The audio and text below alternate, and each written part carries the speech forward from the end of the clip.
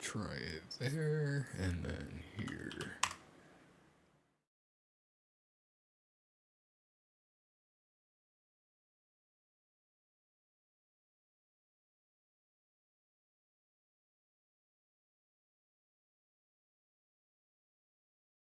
Cool.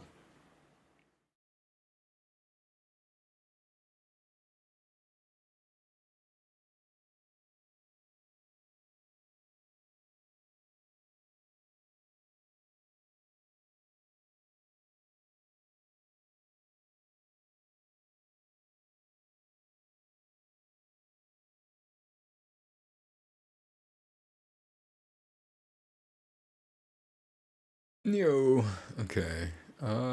Where? Bombers. Those really cool, sleek-looking airplanes that look like UFOs that were actually probably made at Area 51. But the 509 go back way farther than that. We're gonna watch a little bit of this. The 509th Division was originally first. the bombers who dropped the bombs on Nagasaki and just Hiroshima. Make sure everything in, is ready and sent out. So late in 1945, after that, the 509th actually moved. Guess where they moved? Yeah, Roswell, New Mexico. They were stationed at the Roswell Army Base in New Mexico and was renamed the 509th Bombardment Group, where it became the core of the newly formed Strategic Air Command. And so after that, they actually moved to the Whiteman Air Force Base in Missouri. And that's where they currently reside, where they have the stealth B-2 bombers. I do want to make some food, too. I don't know why I get started every time. A little too early. That sounds like something out of Team America, but that's a real thing. The Vision is America's premier bomb wing. Trusted I guess it really doesn't matter, because I don't think anybody's here right now anyway. And we do have... Now, at the top of the patch features a some entertainment. Which says, to serve not man. Trying to blast anybody's ears with How lovely to serve man, to serve us. That is so cool. Except when you know where this originated from. Now, we'll get to that in a second. See, prior to hopefully all the volume, I can check it myself, actually. Patch was, as I understand it, not the official patch of the 509th bombers. This was kind of like more of a morale booster. And originally they had classified... Testing, 1, 2, 3. Yeah, 3, burrito. So change it up, and they changed it to this. Now this just goes to show you how much fun these people are having with patches that they wear. Because this quote, to serve man, actually comes from an episode of Twilight Zone, March 2nd, 1962. Season 3, episode 24, features aliens coming down to Earth and giving humanity books, which says... to serve man. And all is well and good up until the very last second of this episode. Testing one more time. Hey, burrito. Hey. Running with the book and says, "It's a cookbook." And that was the plot twist of the episode. Great episode. Classic. And if that wasn't enough, at the very bottom it says, Gustatus similis pullus. Now that sounds very Latin, and what that actually means is tastes like chicken. Not joking, that's what that means. Now we see this alien depicted sort of chomping down on this B-2 bomber. We also see these lines in the background, and we see what seems like either a pitchfork or an actual fork to the right of the alien, and on the left side of the alien is a knife. So it looks like a fork and knife, and then there's like this golden X. There's also this symbol on the B-2 bomber, the circle with this sort of golden little protrusion on it. So the alien is probably a nod to Roswell, seeing as that the 509th was actually the first military unit to report the recovery of the debris from the unidentified flying craft that crash landed in Roswell. So the 509th were the first responders. They were the first responders in 1947. They were also the one to drop nuclear bombs. Hi, my name's Shane. I'm with my daughter, Adriana, who's 12. We saw a white Tic Tac from our patio. We have it all on video as well. There was no flashing lights.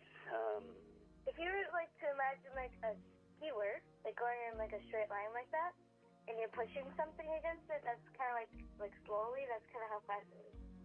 Yeah. So it was weird. Damn it. Alright, we're Ladies gonna and get gentlemen, started welcome back here. to another episode of Debriefed and the final part of In a minute. the 4chan Whistleblower. I know usually we upload on Fridays, but I thought we'd do I'm gonna something give a it little some bit different this time, week, seeing see if how we anybody have the comes congressional hearing through. coming up on We're gonna Wednesday, tomorrow. So I spent all weekend editing this last part, which we'll get into. watch Talking to my this future self. There's video. some time travel happening. Folks, you know the drill. Like, subscribe, and if you don't already know, there's a whole lot going on over at Patreon and YouTube membership. There. Pumping out content. I don't over want there, it to ramping be up, too mostly loud, because that but pretty much sustains this channel. not You too better quiet believe that I'm throwing either. some energy over there, and if you guys want to be a part of it, click the link below to join YouTube memberships, or simply go to Patreon. Ton of extra free content. All right, folks, we are done paying the bills. It is currently, I'll tell you right now, The YouTube side of things is a pain in the ass. 7:49 a.m. Like, on Friday. if I ever want to We switch don't mess around games, over I here. have Now, to before we pretty get into the much final stop installment the of stream this and alleged then start it whistleblower on with 4chan, the we're settings going that I to do have the set patch up review. for a This different week's patch game. review is going to be a bit different. And oh my Normally fucking we god, do is our that just such a pain in patches, the the ass. National Reconnaissance Office Whereas launch Twitch, patch, but I this can one's a little bit just different. Have a look at change this little every dude. setting through Yeah, OBS, which is That's a real amazing thing. That is a real in comparison. thing. This is insane looking. My but lips are this is a dry. patch that, some military personnel wore. Not any military personnel, by the way. So, let's break it down. First off, this was worn by the 509 Division bombers. These were the pilots of the B-2 stealth bombers. Those really cool, sleek-looking airplanes that look like UFOs that were actually probably made at Area 51. But the 509 go back way farther than that. You see, the 509th Division was originally the bombers who dropped the bombs on Nagasaki and Hiroshima in 1945. So late in 1945, after that, the 509th actually moved. Guess where they moved? Yeah, Roswell, New Mexico. They were stationed at the Roswell Army Base in New Mexico and was renamed the 509th Bombardment Group, where it became the core of the newly formed Strategic Air Command. And so after that, they actually moved to the Whiteman Air Force Base in Missouri. And that's where they currently reside, where they have the stealth B-2 bombers. Their mission statement is execute nuclear operations and global strike anytime, anywhere. That sounds like something out of Team America, but that's a real thing. The Vision is America's premier bomb wing. Trusted airmen executing nuclear and conventional air power. Combat ready today, preparing for tomorrow. Now, at the top of the patch features a prominent sentence which says, "To serve man." How lovely. How lovely to serve man, to serve us. That is so cool. Except when you know where this originated from. Now, we'll get to that in a second. See, prior to serve man, this actually said classified flight tests. Now, this patch was, as I understand it, not the official patch of the 509th bombers. This was kind of like more of a morale booster. And originally they had classified flight tests, but Air Force Command was like, yeah, you can't write classified on a patch. So change it up, and they changed it to this. Now, this just goes to show you how much fun these people are having with patches that they wear. Because this quote, "To serve man," actually comes from an episode of Twilight Zone, March 2nd, 1962. Season 3, episode 24, features aliens coming down to I Earth. fucking love the giving Twilight Zone. humanity books which says, "To serve man." And all is well and good up until the very last second of this episode, where humans are gathered and herded into the UFOs by the aliens, and someone comes running with a book and says, It's a cookbook. and that was the plot twist of the episode. Great episode. Classic. And if that wasn't enough, at the very bottom it says, "Gustatus similis pullus." Now that sounds very Latin. And what that actually means is, tastes like chicken. Not joking. That's what that means. Now we see this What the alien fuck? depicted sort of chomping down on this B-2 bomber. We also see these lines in the background, and we see what seems like either a pitchfork or an actual fork to the right of the alien, and on the left side of the alien is a knife. So it looks like a fork and knife, and then there's like this golden X There's also this symbol on the B-2 bomber, the circle with this sort of golden little protrusion on it. So the alien is probably a nod to Roswell, seeing as that the 509th was actually the first military unit to report the recovery of the debris from the unidentified flying craft that crash landed in Roswell. So the 509th were the first responders. They were the first responders in 1947. They were also the ones who dropped nuclear bombs. Anytime we drop nuclear bombs, aliens show up.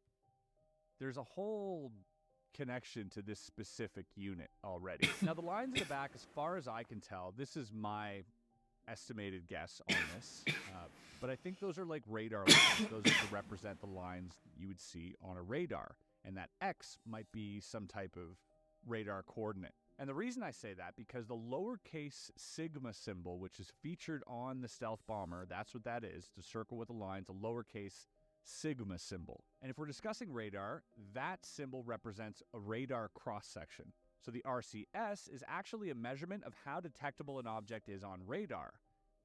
And so this would make sense because the B-2 is a stealth fighter. So technically speaking, the RCS indicates how much power is scattered back to the radar source when it hits an object like an aircraft. A larger sigma value means the object reflects more radar energy, making it more easily detectable, while a smaller value implies a stealthier, less detectable object, much like the one depicted here. But naturally, it wasn't completely undetected, as there is an X on these lines. The alien did figure out where the bomber was, intercepted the bomber, got his fork and knife at the ready, and is ready to chomp down.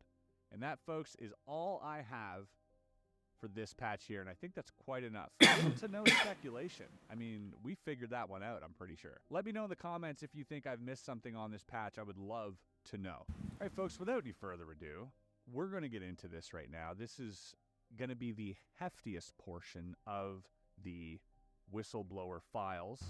Strap yourselves in, get yourself a coffee or a drink or something. And if you're listening to this in audio only, I appreciate you. Don't forget to leave us a 5-star review and maybe some kind words over there on iTunes or Spotify. It helps out quite a bit. Also, just so you know, you can pick up the Area 52 patch, our very own little patch that you can slap on. You just iron these on, they're iron-on. You can pick these up at first.shop.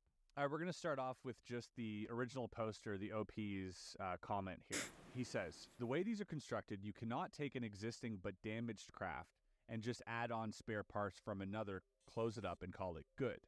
Human, quote-unquote, repairs only go so far on existing craft. Instead, we have a much shittier iteration of what they build. Some parts are not reused, they are just materials for testing or research. Once again, could be that I explained the process too poorly. We don't reassemble them. We quite literally bum parts and try to make our own. And some parts of the craft we make have to be human-made substitutions. The mechanism for piloting is one such part. We also add things. So this is very interesting to me because that is one of the speculations in UFO lore, is that how are they manning these crafts? How are they flying these crafts? Seemingly the one that Bob Lazar worked on. Now, he never went to the third floor or the uppermost floor. He wasn't allowed access to that. But from what he saw on the main floor, there was no such steering components or anything whatsoever. No computer, no nothing. So it leads us to believe that there might be some type of psionic or psychic ability that allows for your consciousness to interface with the technology and fly it using your mind. Like, that's the hypothesis anyways. And it seems like this guy agrees with that by saying the mechanism for piloting is something that they have to substitute. Question, what the F are you talking about? What actual data do we have on UAPs? Answer, I'm not surprised people think this way. There's a ton of shrouded information on this topic. You're telling me. Question, UFOs Alright, we're gonna hop into supposedly comes from government sources. quick Answer, play. I'd be more inclined to believe this aspect. Last week I dedicated the entire time that I streamed to getting better for competitive, specifically because of the but I don't know if I'm ready. Wilson Davis memos. I have since dove into this memo and this interaction between Admiral Thomas Wilson and Eric Davis, and the year is interesting. Question, what's his compartment and why is it the ultimate treasure trove? Answer, even if you don't believe me, I think we can agree the bio department would have more info than me by conversation with them alone. This is before we even include leadership. Okay, so he thinks that obviously the bio department is a more important department, and then leadership. Yeah, I would agree with that. Question, are they following SpaceX operations? Answer, they respond rather quickly to any type of rocketry. I imagine they will be. ULA has now filed a lawsuit against the FAA to block SpaceX's Starship Florida plan, questioning Starship's ability to reach the moon and Mars. Question, didn't make any noise, was completely black, like black metal. Fuck. There's no way. Damn, he actually got me with that. Sharp turn without turning into a plane. Answer. I used my leap. Also, they can stop inertia when I when shouldn't we have. struggle with that. When we still struggle with that. Question, has any writing been discovered on the crafts? Answer, yes. Or on any tools inside of them? Answer, yes. Over on the Question, Twitch if so, side, we has it been are linguistically still in linked to just any other chatting language? for now. I'm not sure, but it doesn't look like anything I've seen. Not. What specifics Oh of the fuck! propulsion system Oh can you fuck! reveal? Oh fuck! Answer, Oh I've fuck! this already, Oh but it's fuck! far That's so more embarrassing. I hate No. this. I hate that. I hate that. I hate that. I hate Question, that. the U.S. Navy, etc. I hate that. I hate that. Let me leave. Let me leave. A lot of Bob Lazar's is proven bullshit. I hate Sauce, that. Now, Sauce in That's so embarrassing. So he's asking if you think it's BS, give me the source. Maybe we'll get an answer on that. Question. It's interesting. I don't know that why he that doesn't know I the let that lore affect of me. Bob Lazar. Like all he knows is But that Bob fuck, Lazar was that- mentioned. 115 was That got mentioned, me. and he knows like that story. He doesn't know any of the deep Bob Lazar lore that exists on the internet. There's a whole dark history on Bob Lazar that I need people to have stop speculated auto-joining exists, chat. and that's the Please. reason, you know, he has this I story. don't know this how. deep rabbit hole. But this guy's not even aware of that. So I find it really interesting that this person here who could be LARPing, could be creating this universe, has very good universe building components and yet missed a really big one. Like if you're going to build something around Bob Lazar, you want to make sure you've seen every angle, right? And so it's interesting that he hadn't. Either he's an unprepared liar or, yeah, it's real. Question, what does the interior of the craft look like? Please describe it in detail. Answer, I already did this. It's always cramped and hard to stand fully upright. For reference, I'm 5'8". Oh, interesting that he would give away his height. There's almost never a storage facility unless it is dedicated to something for the craft. There's always a method of interacting with the craft. Tools are not freely placed around the craft. They have dedicated placement. Question, have you only ever entered/seen orbs? Answer, the hammers? If so, yes, I've used them. What? You've used them? Question, or have you been involved with discs too? Answer, no. Be more specific. Okay, Question, we're it sounds gonna like the try Tic that Tacs or again. cigar-shaped ones are This transport. time I'm just going Not a into hold-up, 6v6, even though I Answer, usually don't Cigar shapes are very rare. touch it. Correct. We were told finding one would be career-changing. We suspect they are transports, but ultimately don't know. Question. There are many stories of crashed discs. Please elaborate. Answer. I've never seen a disc. Question. I'm curious to know what you think. Answer. Prior to the zookeeper comment, I thought they looked down on us as vile and worthless with intent to destroy everything around us. So before he was told the zookeeper thing, he thought they were just chum. Question, what role do you think Space Force will play in disclosure moving forward? Answer, openly stated to us, discovery for internal use and disinformation to the public. Wow. Question, what can we use as a populace to encourage your bosses to lighten up? Good question. Answer, this has always been on my mind. I think if we convinced another nation like China or Russia to come out, the U.S. would have to come out as well. I think having the United States Air Force release their footage was a way to jumpstart SpaceX in a way. That would be a good strategy, though, to get like China or Russia to open up, and then like U.S. would have to fall suit. But I'm sure there's some type of agreement behind the curtain there. Question, the Pentagon has already reported that legit UAPs are off-world vehicles not made of this Earth, while OP is claiming they are made in facilities in the ocean. Answer, I stated multiple times, we've seen them come and go from the planet. We suspect the construction facility is capable of space travel as well. Question, he also stated that they were all unmanned. Answer, reading comprehension issue. I said most of them are unmanned today. This is not strictly the case, and in prior years we dealt with piloted craft quite often. Oops.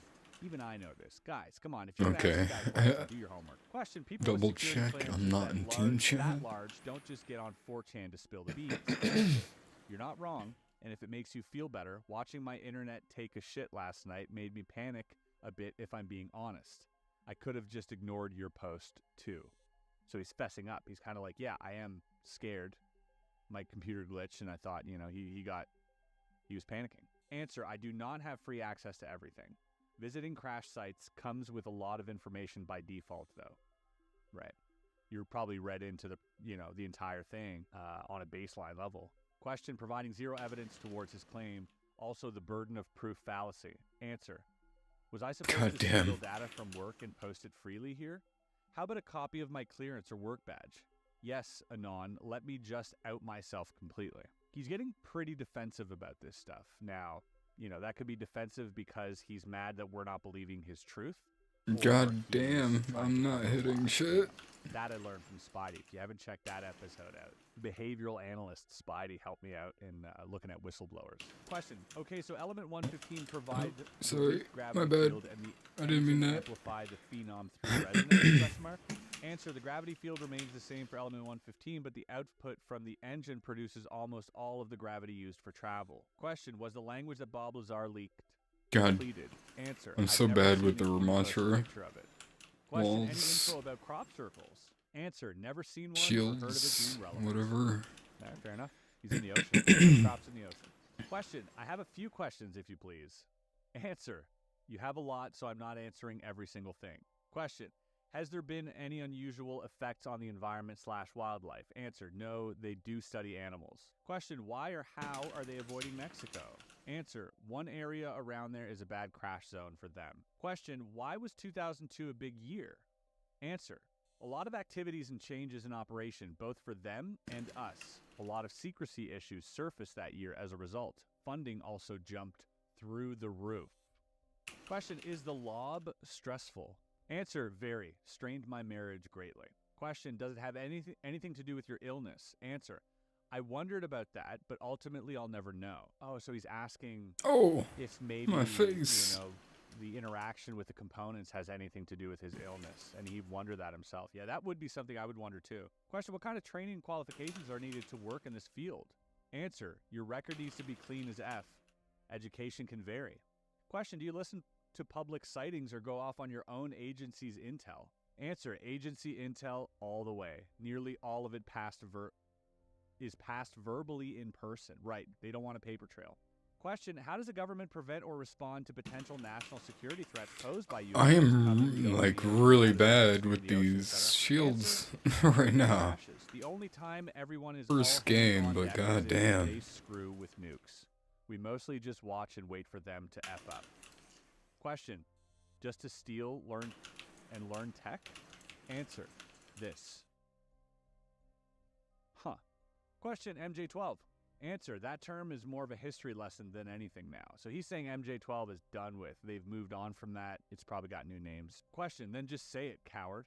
Probably referring to the name of the project. Answer, would you like my address too? Question, OP, if you're dying, why can't you just tell us the department name and share some photos of the documents? Answer, I'd like to appreciate what little I have left. See the above post about last night. So he's referring to him, not getting any sleep. Question, why do you think cloaking technology is not employed by UAPs? It shouldn't be that difficult to bend light. Answer, I wish I could show you one of the images from our training. Sometimes we get lucky and find very odd variants of UFOs. Same setup as usual, but with interesting additions. Question, do you know where in space it comes from? Any star system in particular? Answer, higher-ups knew. I never did. Question, any craft found on Earth that was ancient? Answer, none that I saw. Question, what is it like keeping everything a secret from humanity? What do you do for work? Answer, I travel and do inspections for the government. Boring stuff, really. Yeah, so boring. Question, do you have any idea what's going on in there? Answer, first I've heard of it. Makes me wonder if there were others that did what I did, but in different areas. Question, plasma physics has developed greatly in the past few decades. Answer, you should be paying attention to things like this long after I leave. Laser technology too. All right. Keep an eye on that, folks. Laser technology and plasma Could you imagine being in like the 1940s and Goddamn. talk right now about this stuff, like laser plasmas, UFO, and crash retrieval? How insane this would all sound right now. Just out of context. Just give that a thought experiment for a second. That is wild. We live in a great time, folks. Question: we're going to hit the bump limit before OP comes back. Answer: half the thread wants me to keep going, so I'll likely remake. So he has to remake another thread before they hit the limit. Might need to wait a bit before the weekend. Will be busy for me. Question: the abductees that are returned or monitored, how are those individuals dealt with? Answer: I suspect another department handles that. We do nothing with them from my end. So he suspects there's a department devoted solely to the abductees. That is frightening. There's also a lot of talk in the abduction circles about potentially humans working with the ETs throughout these abductions, like some type of agreement they have or some type of like joint test they're doing and hybridization program. It's very, very strange. Question: do we know why certain individuals are selected? Answer: not at all, but they like picking from remote areas exposed to radiation or disease. This was mentioned prior. Question: capabilities to remove someone, let us say, from a building in a large city without civilians noticing. Answer: they have to get quite close to start the abduction process. That rock kind of hit me in the feet. In a crowded city. Taking a break until later this evening. As I mentioned, weekend is busy. If the thread dies, I'll attempt to do another one. Now, clearly, Winston Winston and I are punching the shit out of people right now. If you haven't seen that on Netflix, Mostly him. Genuinely interesting. But there's a lot more to the story than what they let go on Netflix. I kind of wish they would have changed this perk. Linda and the Bud Hopkins estate are currently suing Netflix for their depiction of what happened, because apparently it's not the full story. I haven't read Bud Hopkins' Witnessed yet. It's something that I've been meaning to read, but I've spoken to people who have dove into this subject quite extensively, and they can say for a fact that there's a lot that they left out, and they purposely made this kind of look like a hoax. It was very weird. Something to look into. All right, so this is a new thread that the OP is posting to keep the conversation going. This is on Friday, May 5th, Cinco de Mayo, 2023. It's been a bit of a rough week for me. It's still going to be a rough week for me, so I may not reply as much. Drop your questions and criticisms, and I'll answer them as best I can. I'll address some of the other questions I saw elsewhere below. I don't know anything about the Moon Man post. No interest in a trip code. It sounds pretentious. You should be skeptical. Over time, though, I think a lot of people will find themselves coming back to what I said. And this is multiple times he repeats this, and that's the one thing that's really stuck with me. It's also the reason we're reading this before the hearing. So you guys go into that hearing well informed. OP says, I wanted to go out of my way to answer this one. So the question is, tools with anti-gravitational properties or any portable anti-gravity devices? Answer: very few. Lots of them emit radiation. Question: close encounters are seen with red lights and some orange? Answer: orange is a mineral bioscanning mode. Since most people see orange up close, they are likely being scouted/selected for an abduction. It can see your heart beating and even the valves pushing the blood inside, just to add some perspective. Whoa. Now, although orange doesn't seem like a very terrifying light, to me that is undoubtedly terrifying. And I imagine that these orbs of light, these hammers, are unmanned as well. They're probably just AI drones. Question: red should be defense mode. Just wondering why some close encounters are with red lights. Answer: correct. Red lights are considered defense mode. If red lights are present, chances are the craft wants to leave and has to keep an eye on you while they wrap up. Red also allows very accurate calculation of distance and can detect hostility based on facial expression, etc. If a weapon is fired, the beam is white. Question: do these ships emit any kind of radiation? Answer: yes. Question: landing places always have traces of radiation. Is this BS, or is there anything behind it? Answer: this is mostly correct. The source is not the landing, and is the craft itself. Question: is any obtained tech nowadays being used commercially? Something we could all know.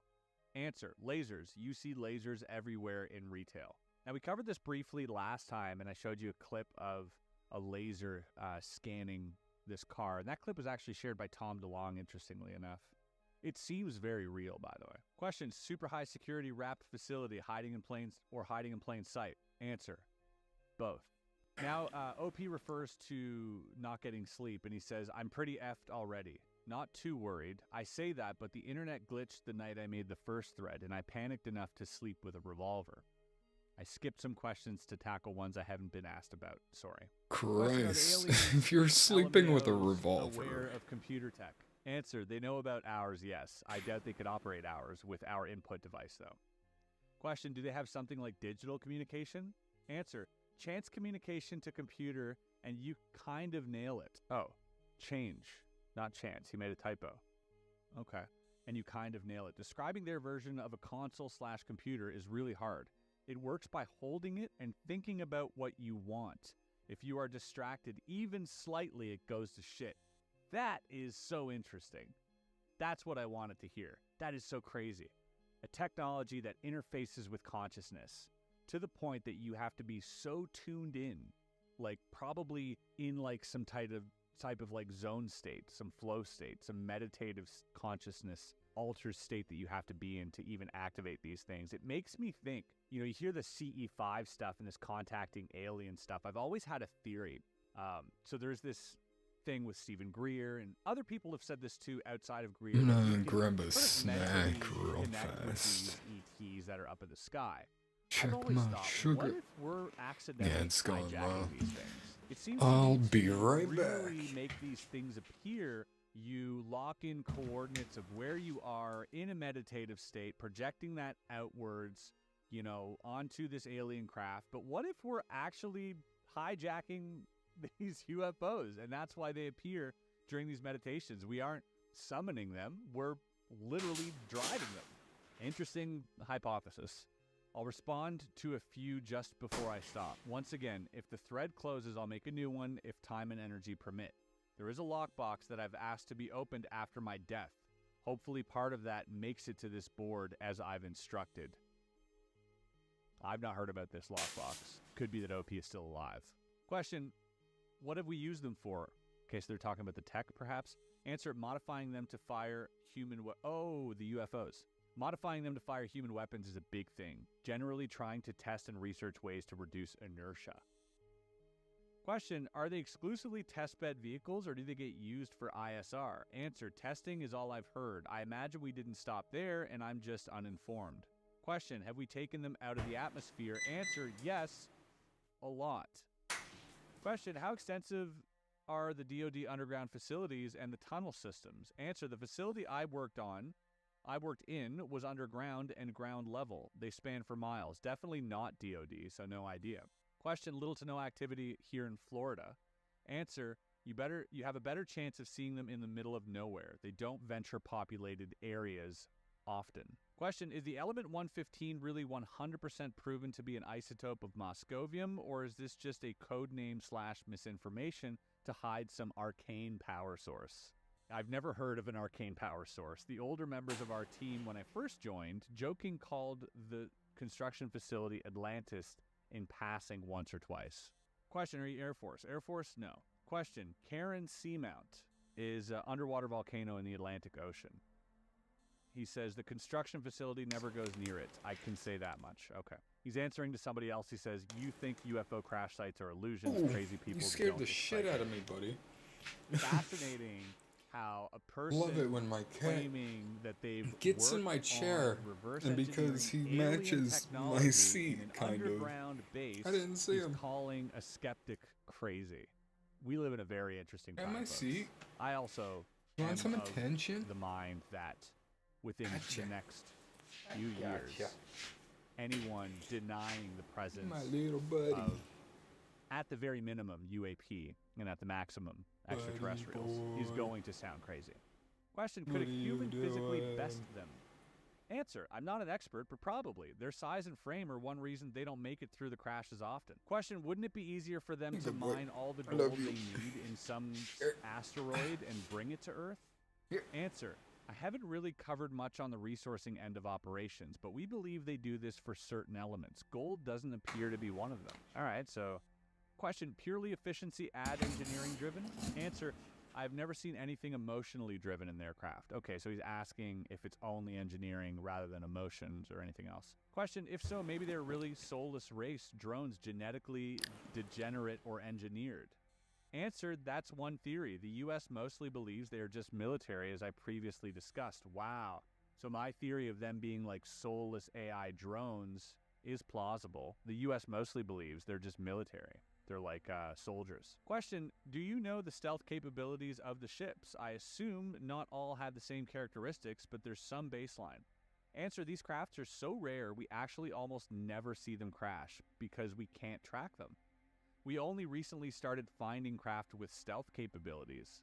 Maybe 1 in 20 has stealth technology. Question, but there's some God, being on baseline. camera Different is so internal, anxiety-inducing. safe stealth tech. Made to spec, like I said. I have to perform. Hopefully I have get to over perform that 2 soon, abductions. because Make me a it's craft really to fit fucking 2 prisoners the and fun 4 of crew this. and shape it to fit perfectly with all my tools. Again, speaking to the built to specifications comment that he keeps referring, like if you gotta abduct 2 people, I'm just gonna pretend that I'm not interesting.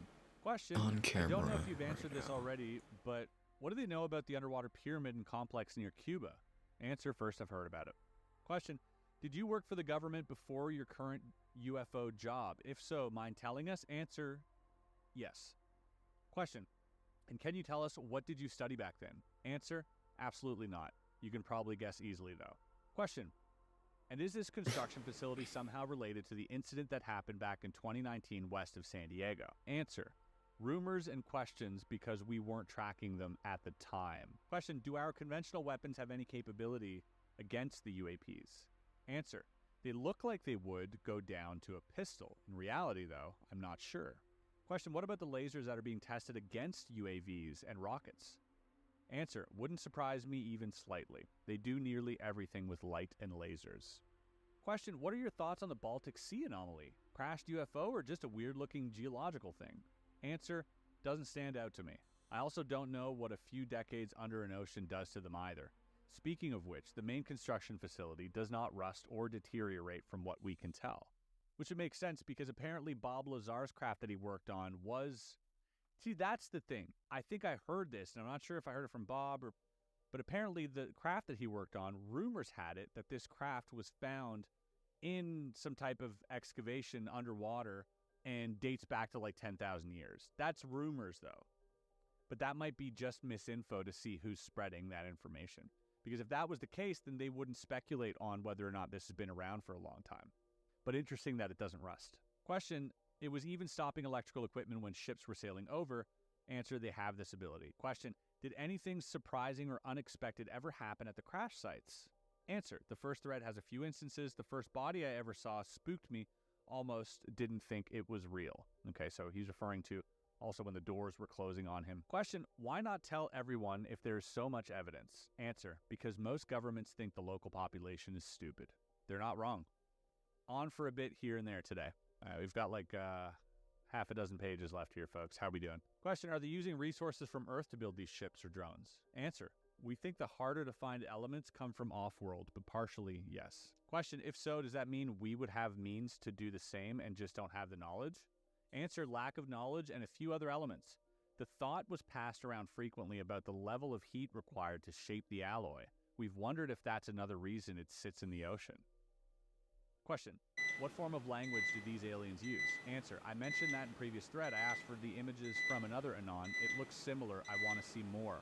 So he was shown the images of what Bob saw. Hey, currently editing this part here where I talk about the language. Now, I think the OP might have slipped up in this particular instance because when he was given the image by one of the people on 4chan, the person sent images, but he also said that those images were from Bob Lazar, which they were not. OP sees these images and responds positively. He says, looks similar, I want to see more. And I believe he talks about these symbols later on. Again, the symbols that were shared with him don't look anything like what Bob Lazar saw. Now, there's no way that OP could have known this because what Bob Lazar saw wasn't really public knowledge, I think. So now it looks like the OP is just agreeing based on the fact that this is supposedly from Bob Lazar, which it isn't.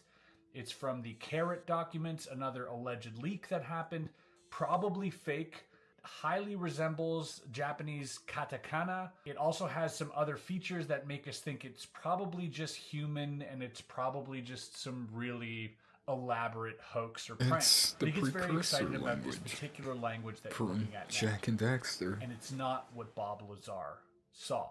This is what Bob Lazar saw. Very, very different. You see, there's no hard lines, there's more rounded edges, and more dots, actually. So unless OP is just confused, perhaps, but personally, I don't think that these two things look alike that much. Let me know what you think. Question, if you were to classify them on a Kardashev scale, what type are they? Answer, not my area of knowledge.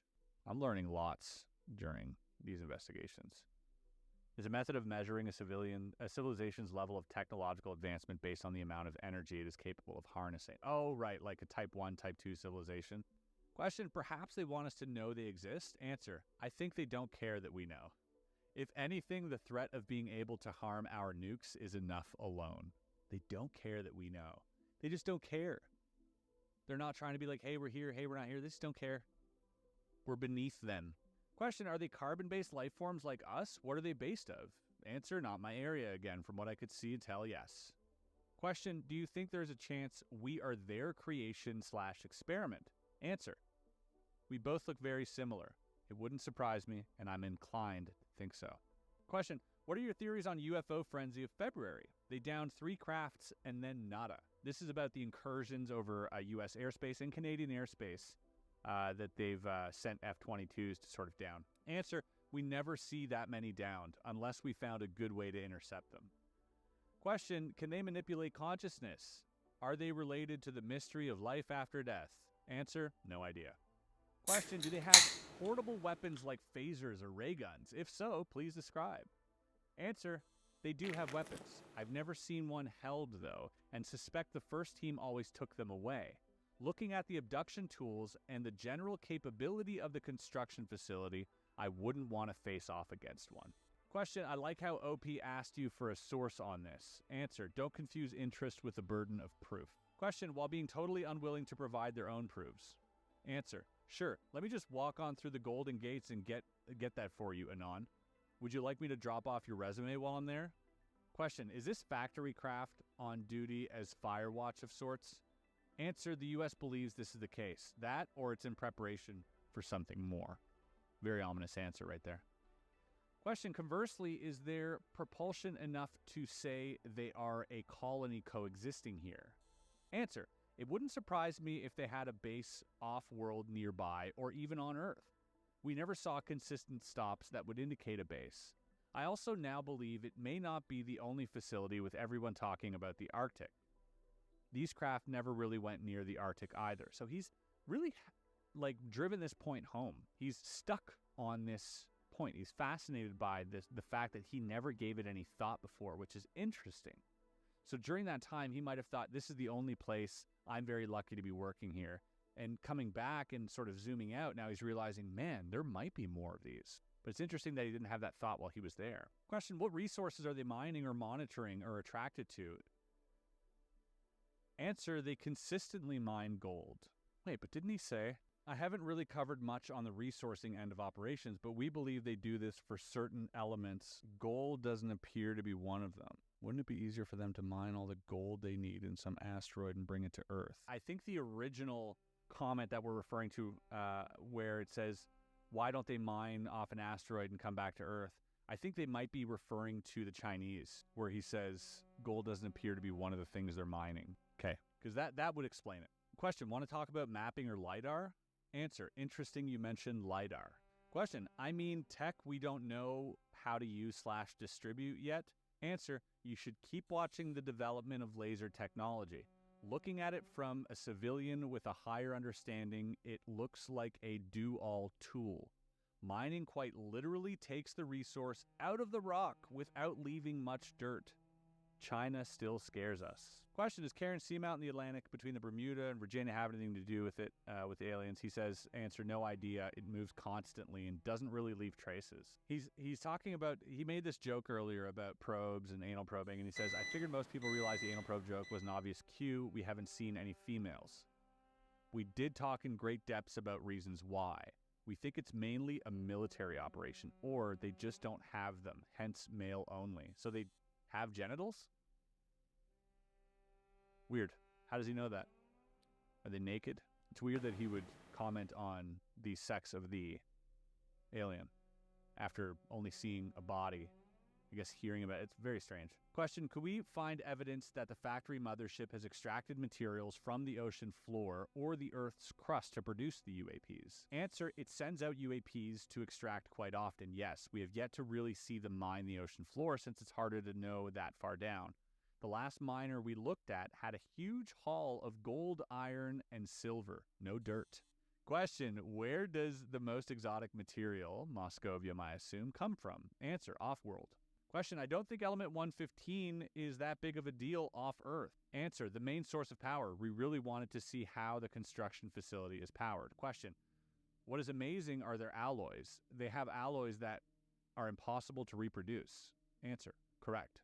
Question, element 115 nuclei last for milliseconds before disintegrating under lab conditions. Answer, correct. Still a massive problem. He says time travel was never mentioned seriously, but he's asking about the image of the writing, and he's saying, do you have more of the image you posted? Serious question. He's very interested in this. Question, what races of aliens we know actually exist? Answer, never had another one mentioned other than the ones I described. Question, if they interfere when there's a nuclear threat, why didn't they prevent World War II nukes? Answer, we talked about this a lot, and honestly, we never came to a solid conclusion, other than they might not have realized our capability until we used them. They were interested in test sites, but never actually stopped the ones we set off. Question, why is there so much alien activity in Mexico? Answer, Bermuda Triangle is right next door to Mexico. They also avoid certain parts because they crash there often. Question, the aliens are literally hanging out with Indian tribes in Sonora and taking people on tours of other planets. Answer, sauce? Question mark. So he's asking for the source. Question, what do they do with one of these drones once it's finished its task? Answer, they are not exclusively drones. It returns to the construction facility. Question, you said that they only make them right before they use them. Answer, yes, built to spec every time they launch as far as we can tell. Question, what do they do with them after it's been used? Answer, based on heat signatures, likely smelted back down into parts. Question, either way, it's probably related to Blue Eisenhower, November, whether he knows it or not. Answer, explain. I'm learning as well. So the OP says here he's learning at the same time, because he's not apparently familiar with, UFO lore. And I think the question is referred to the Eisenhower meeting when Eisenhower allegedly met with the aliens and we've had first contact. Whole other thing. But I think his granddaughter to this day confirms that story. Question, why is this image to start your threads? Answer, saw the release on TV and laughed because USAF is so far in the dark. Oh, because he used the Tic Tac image or the gimbal image. So he's actually laughing at the United States Air Force. Question, is this a project you work on? Answer, not a specific UFO, probably not. The one in the picture of my post is definitely real.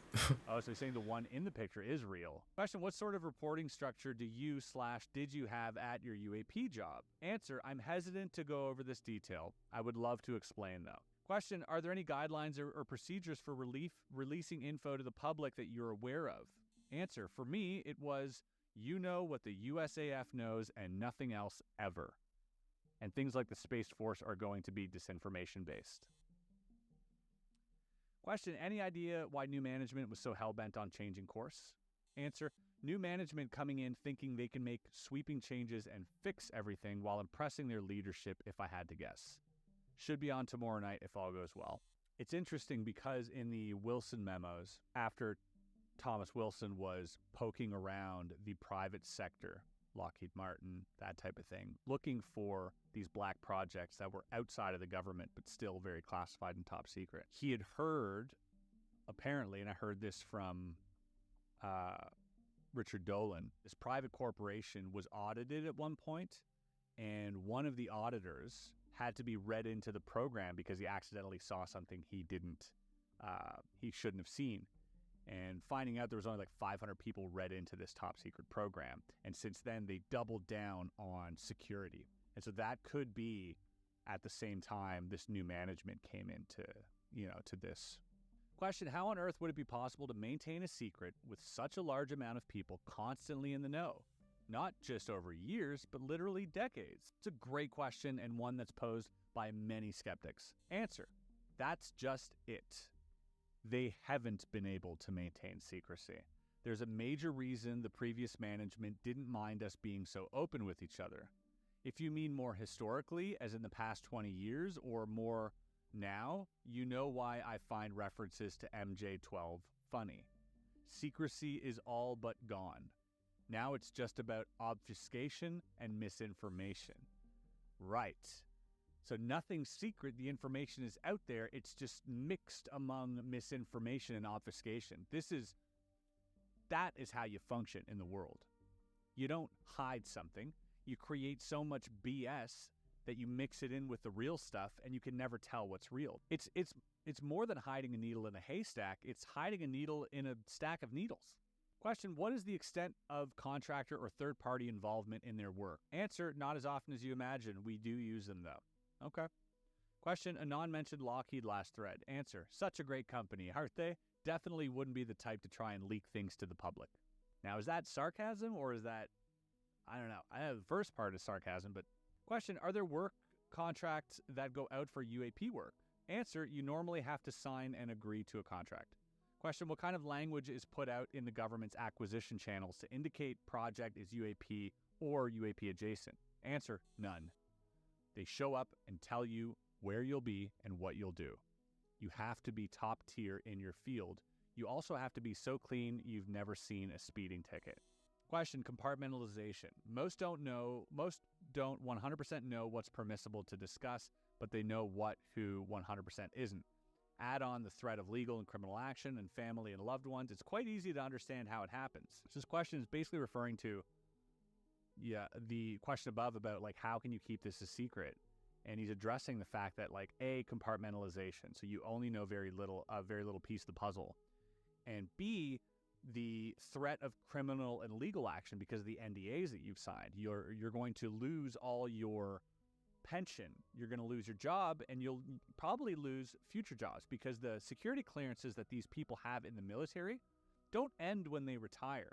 Most of these people go into the private sector and that security, those permissions and that clearance transfers over to the private sector, and probably they get more added on after that. So answer is, the Anon nailed it perfectly. This was changing until new management showed up. Question, any ability to prove it? Answer, I'm willing to work with you on ideas. You might like what I have up my sleeve closer to the end. He's a magician now, is he? Question, favorite ice cream? Answer, vanilla sprinkles. Question, when Oumuamua was spotted, were there concerns in your circles that it could be related to the construct? Answer, a few places panic with every odd sighting here and there. We know almost instantly by looking at gravity and speed. Question, how other countries know about the existence of this underwater facility? Answer, the same way we do. They've been looking at crash sites as long as we have. Question, I know last thread you said it's all hands-on deck situation if these craft start messing with their nukes. Answer, correct. Question, does this happen often? Answer, about once every 10 years for the US. We suspect other countries have had similar issues and reactions. Question, what kind of reaction is there when these events occur? Answer, a higher-up joked months after the last one I saw. Quote unquote, the phone rings everywhere but the president's office. In the same instance mentioned above, they deployed multiple craft and a sub with serious intent. The sub didn't arrive in time. Fighters probably never saw the end coming. Question, is this thread related to underwater structure that Gordon Cooper cited and Discovery Channel had to cancel that show for 3 seasons? Answer, nothing in those pictures rings a bell. If you see the construction facility, you'll know. You can't miss it. As for if they were instructed to leave, that could be true. Okay. Last one. Question, your answer on tools you found in vehicles makes you seem like you are LARPing. There must have been more advanced and intruding tools than a toothpick. Answer, I had to think about this one for multiple reasons, and I think I'll cover the abduction tools in greater detail. There are tools that induce a childlike state or something akin to having a stroke. We covered that. The tools I didn't talk about are the ones that are designed to take objects the size of pills and push them deep into your tissue and stomach. These tools aren't friendly and don't account for extreme pain. There's also another tool that looks like a circular battery you would find in a key fob, designed for keeping your eyes open when deployed. It also stops the eye from moving almost perfectly. Subsequent to this, people have continued asking questions in this thread over and over and over and over, only to have them ignored. Speculation obviously leads to one of two things, or one of three things. He got sick of his own jokes, stopped posting. Weird way to end it, by the way. If you are LARPing, you would probably want to finalize it, right? If you're creating this story, it's weird to end it there. Reason number 2, he's dead. Reason number 3, they got to him. See reason number 2. He did have a dead man switch in place, though, with some lockbox apparently, so that's interesting. Maybe one day we'll see the contents of that. That'd be very interesting. But I also don't underestimate the power of the internet to make up this type of story, or following stories that will come from this.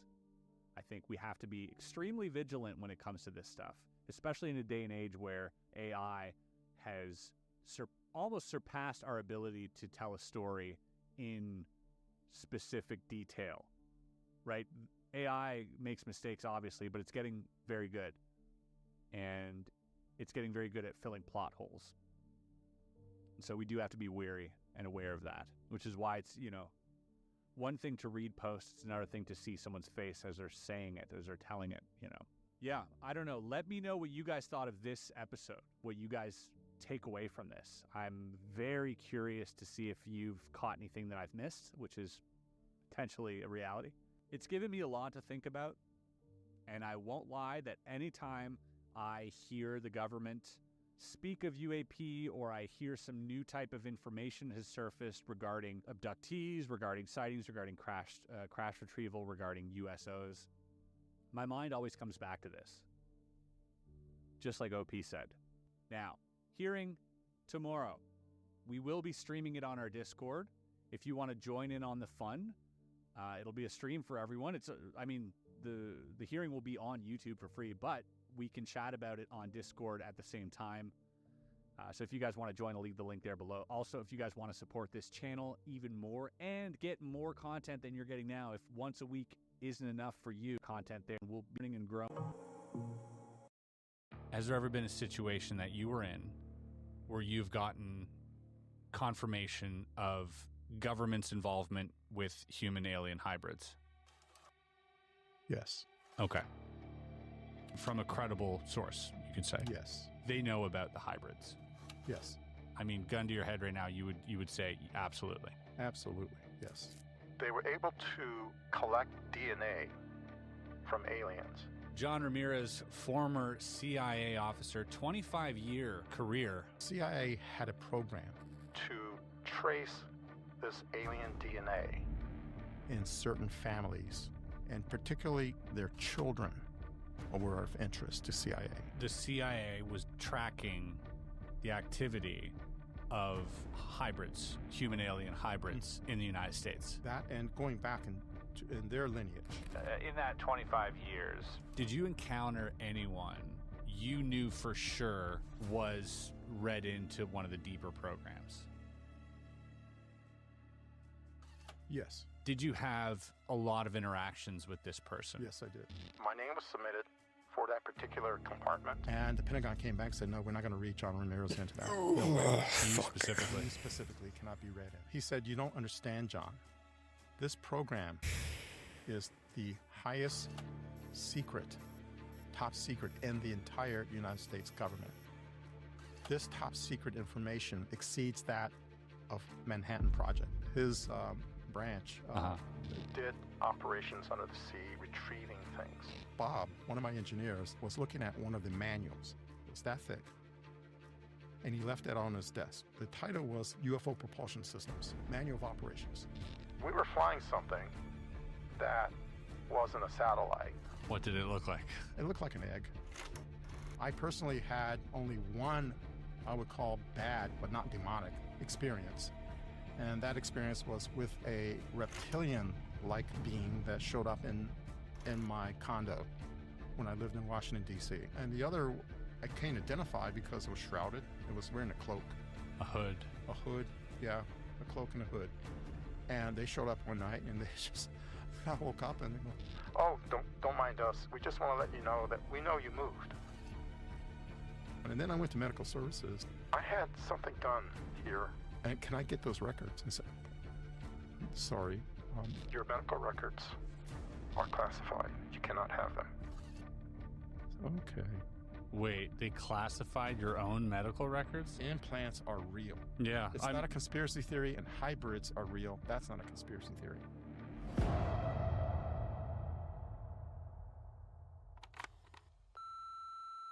Hi, Chris. My name is John. When I was really young, back in 2003, me and my friend were shooting BB guns and pellet guns in his backyard in Mission Viejo. It was during the middle of the day, probably around 11 o'clock noon, and this golden, glowing, almost like egg-shaped something, and it had an aura around it.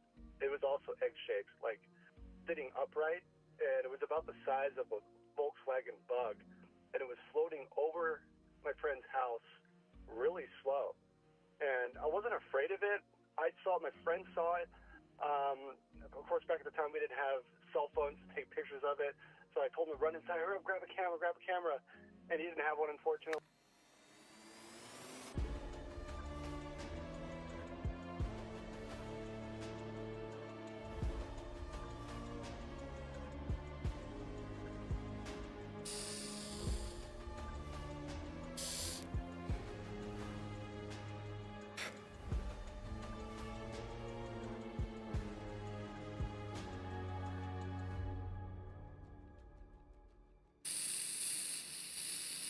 Ladies and gentlemen, today I am joined by the incomparable John Ramirez, former CIA officer, 25-year career with the CIA, which is incredibly impressive. There's a lot of things that I'd like to talk to you about today. A lot of things that I refrained mentioning while we were having interactions in the last, 24 hours because I wanted to save it for here. But I appreciate you coming into the skiff, and welcome. Well, thanks very much, Chris, for having me here. I've seen your podcast myself, and I really like the way you conduct interviews, and I really love all of this, I would call it lab equipment. Yeah. This is very similar to what I had in my electronic intelligence lab at CIA headquarters, with the addition of receivers and other signal processing equipment. But basically, you have all of the components required to do signals analysis right here. That's interesting. I noticed you gravitating towards this yesterday as I gave you the tour of the office, and you, like a moth to a flame, came right up to these things, and you were able to recognize a lot of the equipment. So, as much as it's just purely aesthetic, for this podcast, I'm glad to know that in the event where I needed to do signal analysis, it could come in handy. And if you need a signals analyst, I'm here. All right. Well, hired. Definitely hired. John, I'd like to maybe for the audience at home, just if you could give me the brief sort of pitch of what you did at the CIA, what your job was, and how you got interested in the UFO/UAP phenomenon within that, context. I was a electronic intelligence analyst, ELINT. We call it ELINT, ELINT. And that's one of the branches of signals intelligence, or SIGINT. And this branch of SIGINT deals with radar signals, signals coming from missile seekers, signals associated with weapon systems. So the purpose was to collect and analyze these signals, process the signals, and then to be able to determine the capabilities of a weapon system just based on the signals. In that sense, we were reverse engineering the weapon system just based on the capabilities of that system to be able to detect, track, and engage targets. The target being, if it's an adversary system, it will be our planes, for example. And so that's very valuable in the determination of what kind of countermeasures we need to deploy in order to defeat an adversary's ability to detect our aircraft and to keep our aircraft safe. So that was just in a short description, that's what I did. Wow. Now, as to how I got involved with UFO UAP topic, the ELINT discipline has very little to do with UAPs, UFOs. However, the systems that I was assigned did detect anomalous signatures when they were tracking ballistic missiles of their own manufacture. They were accompanied by strange lights, strange objects. Tagalongs. Tagalongs, right. And they were called the Domes of Light Phenomenon by FTD back in the day.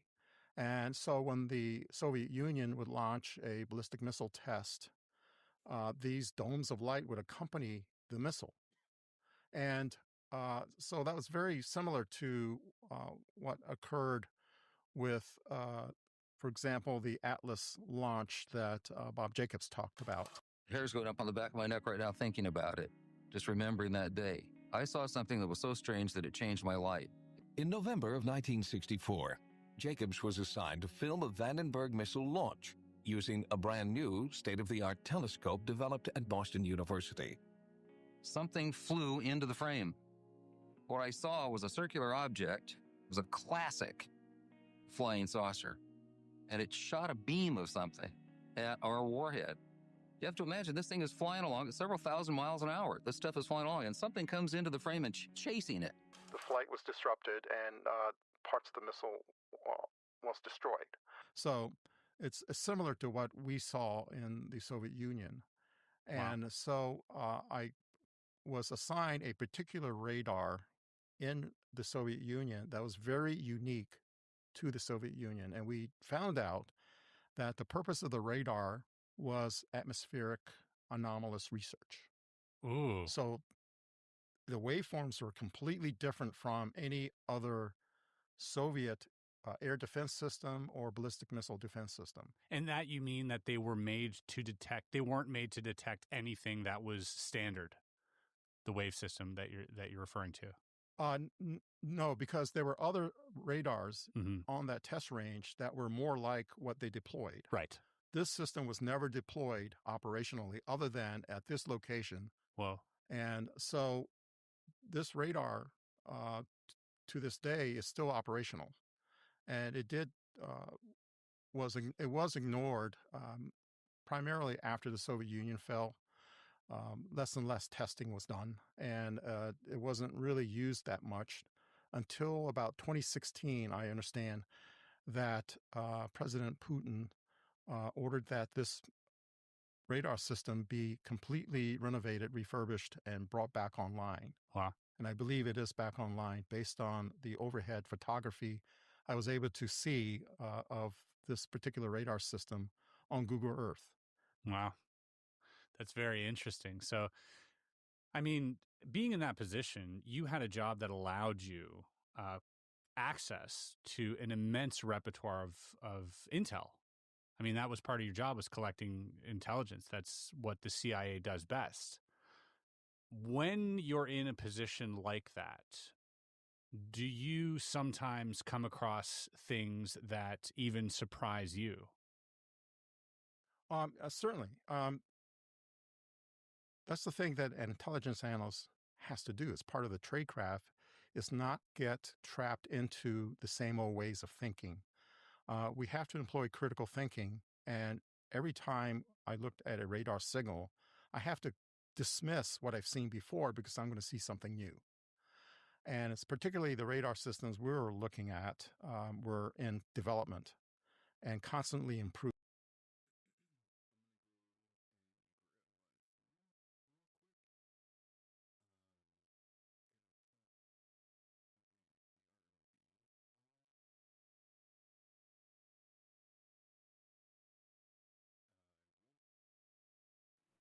Damn it.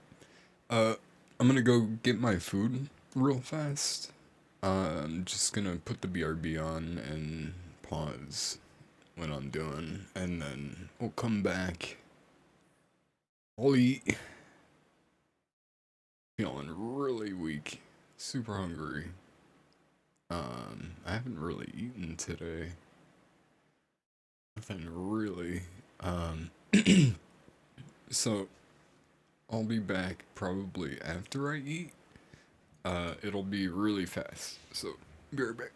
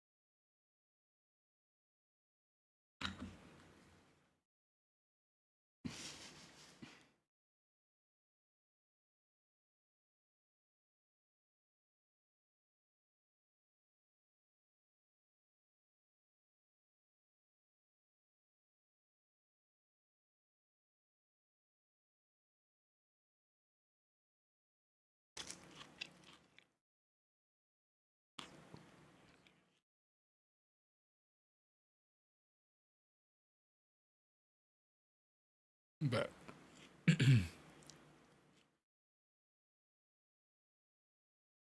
Use those normal behaviors, so to speak, in our favor to create a sort of outcome. And that's not unlike a lot of the work that you guys did as well.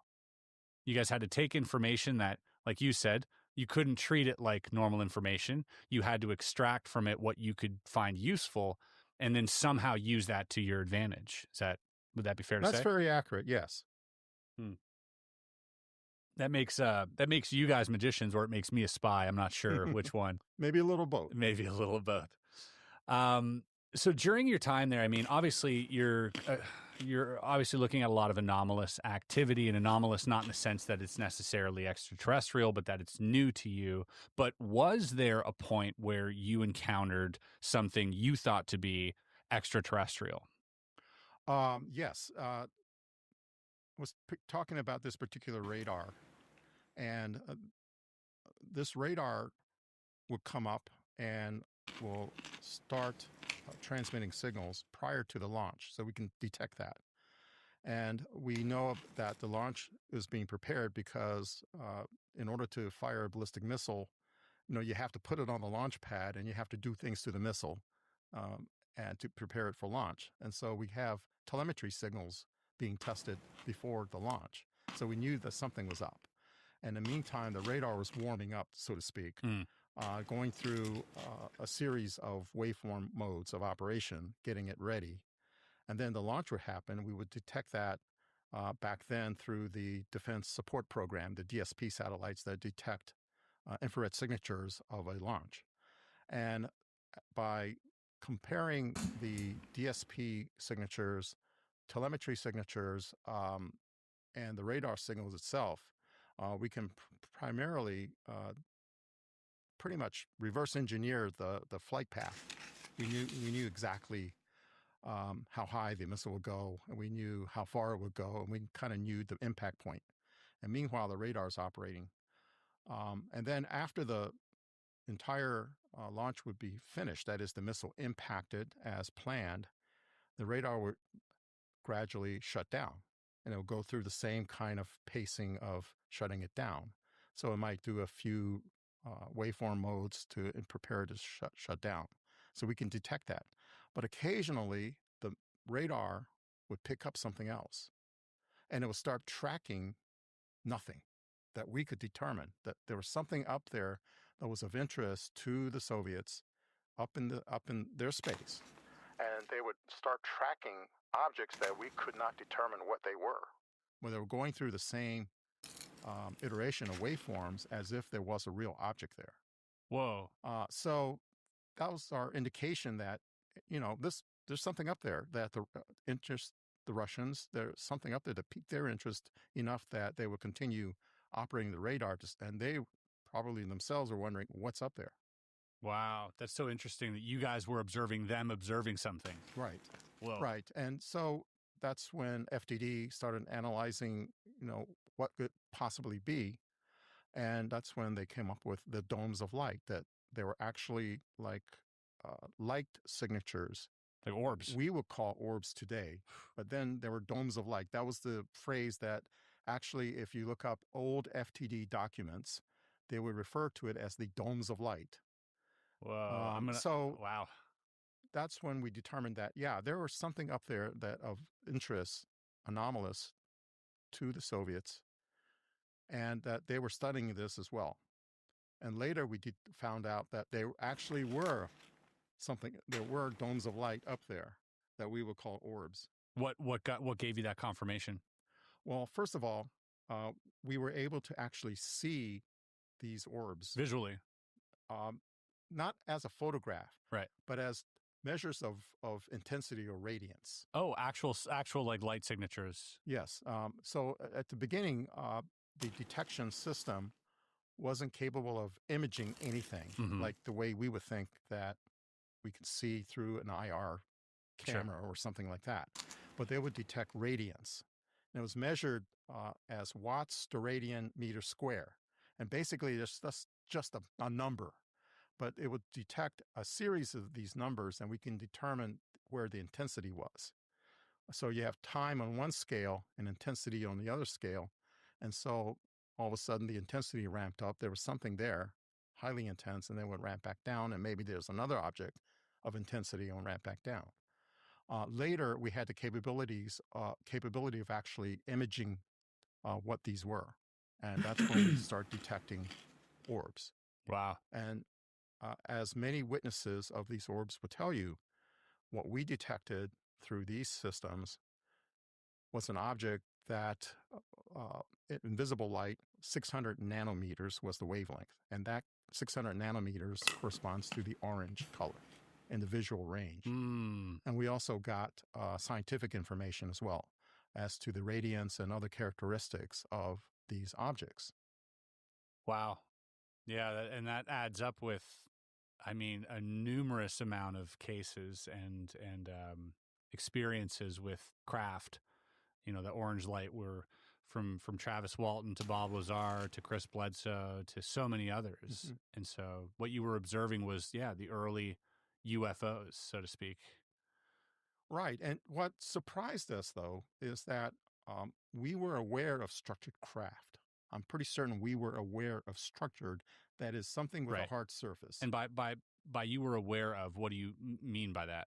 That means there were previous collections of structured craft. I see. And of course, there was a whole body of collection from photographs by civilians and other sources in the government where they actually saw structured craft.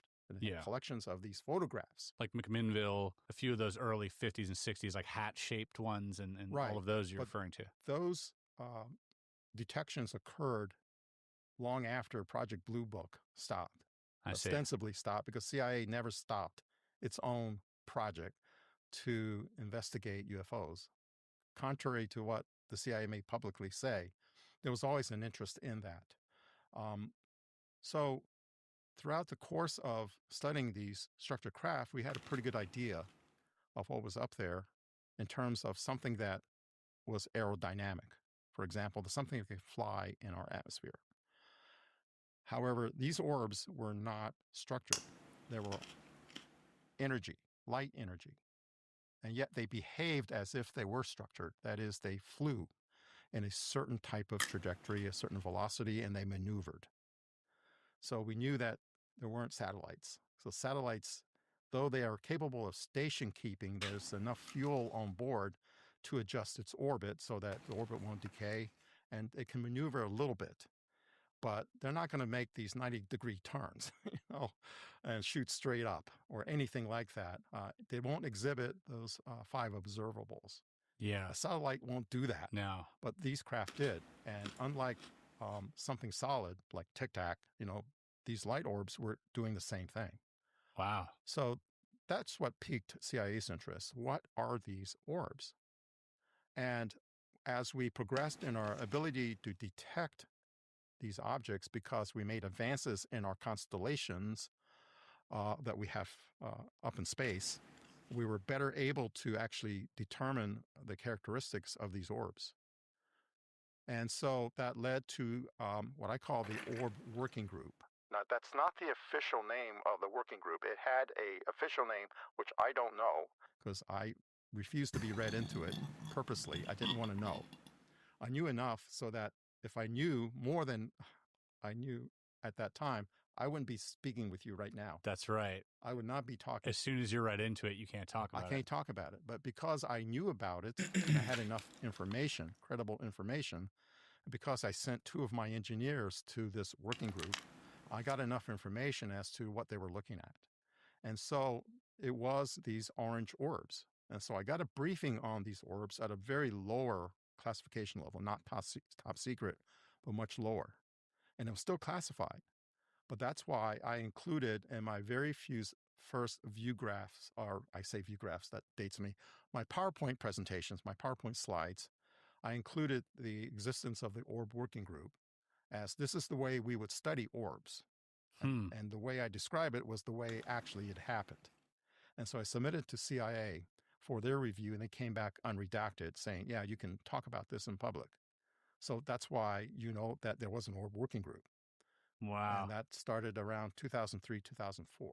Do you think that Orb Working Group are of the same people that studied Chris Bledsoe's case? I don't have that direct information. I don't know. Would you assume that? I think that's a safe assumption. Let's put it that way. But this orb working group included members of the entire intelligence community. So outside of the CIA? Outside of CIA. NGA was the lead because it was the orbs were found on NGA data. Since they owned the data, they were the lead. And then we participated with NGA, DIA, NRO, everybody, along with our contractors. Right. And they met in St. Louis, Missouri, which is NGA West. So there's two headquarters. One is NGA East, back in the Washington, D.C. area, and they're in Springfield, Virginia. And the other is NGA West, which is in St. Louis, Missouri. So they all gathered in St. Louis, Missouri, and then went to other places as the working group progressed. That's very interesting. It's really interesting to know that, like, even for an agency like the CIA, the nuts and bolts stuff, they're like, no, we understand that. We have that. Yes. This stuff is anomalous, and it often makes me wonder if there's some type of extraterrestrial being out there that also experiences UAP, you know, an unidentified anomalous phenomenon that they see, and they're like, we can't explain that either. So one wonders. And I know that we have something. I would say this much. One of my engineers, I'll use his first name. I'll just use first names. These are actual first names. His first name was Bob. Virginia Tech graduate, had a master's in electrical engineering. One of my primary engineers who worked in my branch, and he received a lot of materials. I had two engineers, Allen, A-L-L-E-N, Allen, and Bob. So these two guys were sent to the orb working group. They got briefed into a compartment dealing with everything CIA knew about UFOs at the time. So they got read into that. And so they asked me. You sent them there? Yes, I was asked to send them there. You were asked to send them there? Yes, because there was a lead subject matter expert in our parent office who was leading CIA's effort. And so he reached out back into the agency and see who the other subject matter experts might be. And the way we got involved with this prior to the working group was that we were looking at the possibility of it being the orbs being some kind of Russian technology. Right. Yeah. Russian countermeasures, ballistic missile countermeasures, or we knew that the Russians had something called plasma stealth. Right. And these are like actual external pods that they can hang on the hard points of certain aircraft to create a plasma field in order to do what stealth does, is to disrupt the fire control solution to shoot that aircraft down. And so that's what stealth does. You don't want to be shot down, so you want to either delay that fire control solution or disrupt it so that the aircraft stays intact and safe, do its mission. So we knew that they had these types of devices, and we ruled that out. It couldn't have been plasma stealth. First of all, what we detected was out in space. And so these aircraft, they don't fly in space. And even the MiG-31, it went up to 123,000 feet before it ran out of air and had to come back down. So it was just a test flight just to see how high it would go. I have no idea what the condition of the pilot was, but they went up to 123,000 feet, has the altitude record for an air-breathing craft to this day, and had to come back down. This is a MiG-31 Foxhound. So we knew it wasn't that. We looked at another aircraft called the Sukhoi Su-34 fullback. It wasn't that. And so we ruled out any kind of air-breathing aircraft that would have plasma stealth on it. So we knew it wasn't that. And it was also moving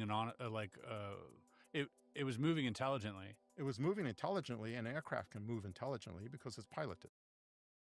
But not anomalously. Like it was not at that altitude. Right. And it was performing maneuvers that. Exactly. I mean, it would tear the aircraft apart. Right. Okay. So we ruled that out. And so what's left over?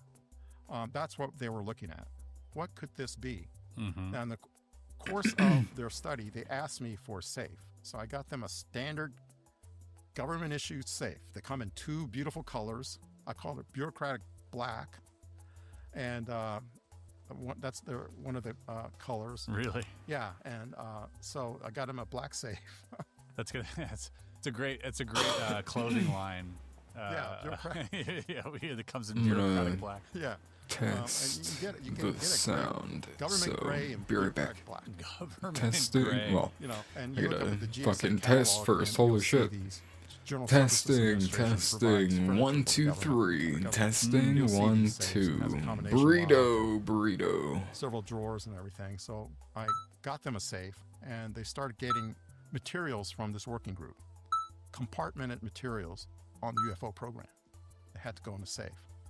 Now, one of my engineers, where I was going with this, Bob, one of my engineers, was looking at one of the manuals. It was that thick. And he left it on his desk, face front, just as you have this folder here. And I was able to read the title. And the title was UFO Propulsion Systems. Whoa. Manual of Operations. So if you have a UFO Propulsion System Manual of Operations, that tells me that somebody reverse engineered some craft. And it's that thick. All right, so I have that piece of data. So what happened to that? I looked at the title. Bob had his back turned. He turned around, saw me looking at the title, immediately grabbed that, placed it front cover down so I couldn't read the cover. Sorry about that, boss, and then immediately put it back in the safe and locked it up. Oh my gosh. So I know that they were briefed into something that we already reverse engineered. Whoa. So that lends credence to a lot of witnesses saying, yes, we have reverse engineered craft. So I can say, based on that manual, and these weren't like defense intelligence reference documents, were just like a dozen pages, like white papers. Yeah. No, this was a manual. Whoa. Somebody worked on that manual. And it looked dated in the sense that it looked like nothing current. It looked like it was like decades old. 50s, 60s. Well, I would say maybe not 50s. Okay. But maybe 70s, 80s. Sure. About that time frame. What color was the book? It was almost that color, what you have there. It was like a DIA drab. There's another good one. DIA drab. It's like DIA published a lot of manuals that are very thick. Mm-hmm. And they come in different colors. I don't know if the colors mean anything. Yeah. But the point being that it was a manual, not a white paper, not a talking points or anything like that. Yeah. It was a manual. Somebody did some actual work on a UFO propulsion system to the point that they were able to write a manual of operation for it. That's incredible, and seems like an incredible oversight on Bob's behalf to just leave that lying around. Yes, and had I looked into it, had I opened it, I would be charged with a security violation. Right. Because Bob would have to, he would have to report you. To report me. But seeing the title was okay? Inadvertent. Right. Inadvertent, and then he took measures to secure the document. He would have been reprimanded anyways as well, obviously. Yes. That is that's crazy. Is there a part of you that regrets not being read into that, like for your own sort of knowing? Not at all, because you have a building, a CIA headquarters, and many outbuildings. We're not just at CIA headquarters. There are several buildings in Northern Virginia that constitute CIA. Not at all, because shit. I would say that being read into it would have prevented me from speaking out. But we are an intelligence agency, and you have intelligence analysts and collectors working there. And what we do best is collect intelligence, so you can be in the building, not read into something, and be able to discern what's going on. If you're very clever about it. There's enough water cooler cafeteria talk that you pick up on things. Wow. So I didn't need to be read into it. I knew enough based on my earlier career of working with these domes of light phenomenon and working with that particular radar. Actually met a woman who is an operations officer, and she complained to me, I got sent up to this mountain and they told me to look for these domes of light. And I apologized to her and said, yeah, that was us.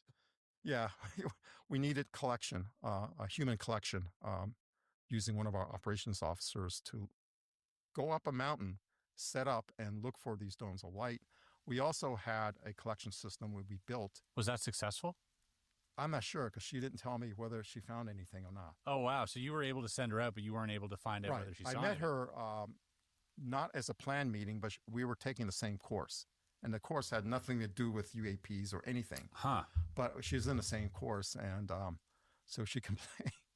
You know, the craziest thing I ever did in my CIA career so far, and she was a younger woman, was they sent me up in a mountain. I was looking for these domes of light. I don't know what that was. And I explained to her, oh, yeah, it's about these anomalous objects that we detected over the Soviet Union. That's why you were sent up there. And I apologized to her. Sorry. Wow. Because she said that was a pretty rough kind of mission for her to go on. Wow, so strange. So, yeah. So to answer your question, I had enough information, a priori, to know that there was something going on. Had enough ability to collect other data.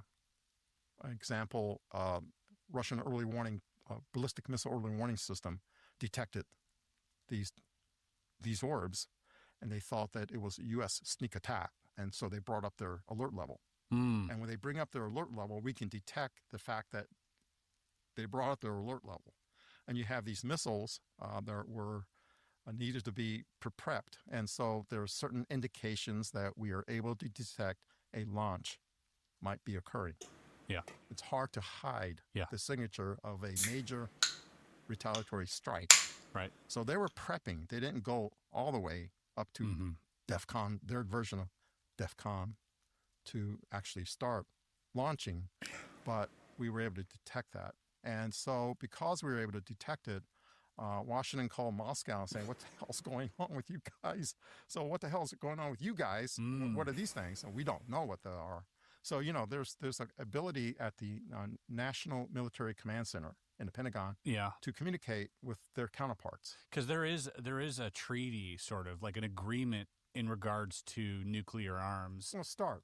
Yeah, the START Treaty. That exactly, that if there is any detected anomalous or unidentified objects, as it's put in the treaty, that they tell each other about it instead of retaliating immediately. Exactly. So that mechanism worked at that point, and they were able to lower their alert level. I see. But then comes the question, what were those things that we detected that the Russians detected? Right. And so that's when I wrote the memo to, at that time, he served as the Deputy Secretary of Defense, John Deutsch. And so I wrote him a memo because his briefer was asked by him, choose your map. We want to know what happened in this particular incident. So it came to my branch, which looked at the anti-ballistic missile systems, the ballistic missile defense systems in Russia. So it landed on my desk, and I wrote up the memo for Deputy Secretary of Defense John Deutsch. And we were going to give it to the briefer, but I think we actually delivered it in person. I see. Wow. My colleague and I, we delivered it in person to the Pentagon. So they're aware of it. That's really fascinating, and it seems, you know, it doesn't surprise me at all. Like when you hear about all this stuff, you know, as much as I want it to surprise me, I'm like, yeah, it's obviously if you guys have the capability with all of the intel collection devices that you have, whether it's satellite or whether it's human intel or whether it's, you know, remote viewing or whatever it is, you're going to see something eventually, right? This brings me to something that happened to you in 2001. Yes. I want to talk about this because this, to me, is one of the most fascinating little tales that I've ever heard, in that you were invited by, let me get this straight here, just to make sure I got my ducks in a row. There's nothing I can catch you encountered with an officer determination within the more office than of the I chief scientist in the Directorate of Science and Technology, and that he told you about a symposium that was being held that you should attend. And this symposium, if I'm not mistaken, was at BDM? No? Where? This was at a hotel. Oh, this was at a hotel. Yep, it's in Tyson's Corner, Virginia. Oh. And wait, okay, so This is separate from the other meeting. I see that was a separate meeting. That was separate. Okay, we'll get to that one. But this one at the hotel, is that something standard that happens, like these briefings in these hotels, these symposiums? Is that? Hotels seem to be the place to discuss this. Okay. I don't know why. I know people in at people at a hotel. Yeah. I think it was the Marriott Gateway, Roslyn, Virginia. That was I don't know what it is about hotels, intelligence community, but we like going to hotels. Okay. I don't know why, but this was an unclassified one case. I had no idea what the topic was. The officer from the Office of Chief Scientist, I use first names. His first name was Tom. I might use the last initials because we usually refer to ourselves as, like, I'm known as John R. in the CIA. We use first name and last initial. Tom K. Okay. If you're out there, Tom, hi. But, Tom K invited me, and I had no idea what it was about, but he knew I was interested. How did he know? Because I had a plush toy, like a green, bendable plush toy. I set up on my old-fashioned CRT Dell monitor, and it was a gray alien, but it was colored green. So it's just a toy, right? So he knew I was interested in that, and so he invited me. So you might want to look up this. Was he interested? I don't know. We never really followed up with his interest was. Okay. But he knew I was interested, and so he ran something called the postdoc program at CIA, where we sponsored postdoctoral studies. And they were invited as well. It wasn't the Invisible College or anything. You could just... Damn, I picked the wrong part. That CIA hate that. Yeah, possibly later to offer them jobs. Yeah, recruits. Yeah, sort of think about it. Yeah, recruits, or even like you hear about this, and I don't want to use the term grooming, but it's like you hear about a lot of this as well in the intelligence community, that they vet a lot of young people early on that show a significant talent. Harold Malmgren being, comes to mind since that was his process. Well, that's nothing new. Yeah. Go to the hotel. Up to this ballroom, I guess you would call it, conference room in this hotel. In Tyson's Corner, and there were no security officers there. Look for oh. And I just wrapped my badge up and put it in my pocket because I didn't need a badge to attend. And I sat myself down. There was an agenda being passed out and a sign-up sheet. And I signed my name, full name, my phone number at CIA, where I work. I mean, that Reaper pulled off a nice wombo combo. Those. I see. And therefore, I didn't notice that other than Tom K, there was another officer, Jim L. Jim L is significant in that he chaired the scientific and technical intelligence of the major committees in the back when the DCI ran the intelligence community. So this is a major committee. And he was there as well. And I know him from my own parent office. Stay out of my way. He was there, and I didn't recognize anyone else. But I can use his full name, John Phillips. He's out in public as a former chief of the Office of Chief Scientist. In fact, he was the very first Office of the Chief Scientist head. Wow. Before that office was named something else. And he was present as well. He was present, and he introduced another gentleman, Gerald K. Haynes. Gerald Haynes is the CIA's historian. He's also in the Road historian. He used to run the paper about CIA UFO interest from 1947 to 1990. Wow. It's out there. There's two versions of that. One is a public version, one is a classified version. Shit. And so he was there, and he was the one presenting. So he's the one who presented on what CIA did was propose. Wait until that. But this is an unclassified setting. At what point did you think that the information that was being talked about should be classified or unclassified? Because I'm going to let you continue the story because this gets really, really bizarre. and it gets quite disturbing a little bit even. And I'm just really surprised to hear the amount of people that are there that had credentials. Like this was, GGWP. it feels like this was of some importance at least to people in positions of, seemingly importance. You would think so, yes. And I don't know why I was there, because compared to these other gentlemen, they're not that important. But I was invited, and I attended, and so Beautiful. The paper that Gerald Haynes wrote was approved by CIA because it was released, and that's why you have it now. You can search for it, do a Google search for it, and you'll find it. So that unclassified version is released. So he was talking about that, and he said something very interesting. He said that when we were testing the U2 and A12, they were silver, and they only operated in broad daylight. Why were they painted black, and why not at night to hide them? Simple explanation. The cameras back in those days didn't have night vision. So, they needed daylight to photograph anything on the ground, and that's how they tested the cameras and the systems in broad daylight. And they're silver, you can see them, you can track them, easier to track. But these are airplanes. These are advanced airplanes. Sure. U2 for 1955. Yeah. U2 was very advanced, and it and looks the very A12 definitely looks very advanced. And that first A12 came on board at 1962.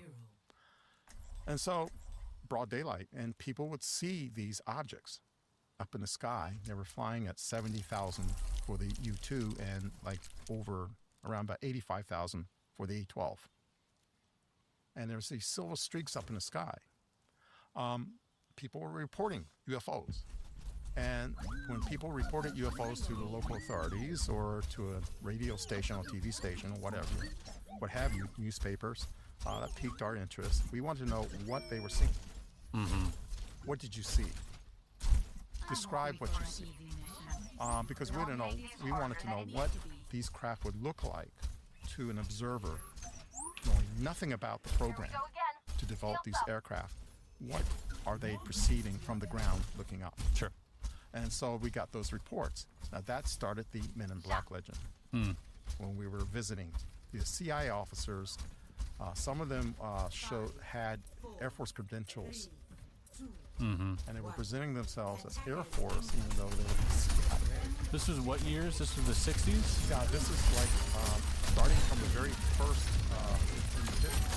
Yeah, because Rex Chaplin as well was visited by gentlemen as well. So, you would assume the same department that visited people for explainable aerial phenomenon would also be sent out when UFOs were spotted. It would be the same people. I would imagine so. Yeah. I would imagine they would have a professional background in the entire topic because they were reporting UFOs. So obviously, people who actually know about UFOs would find out what did you see.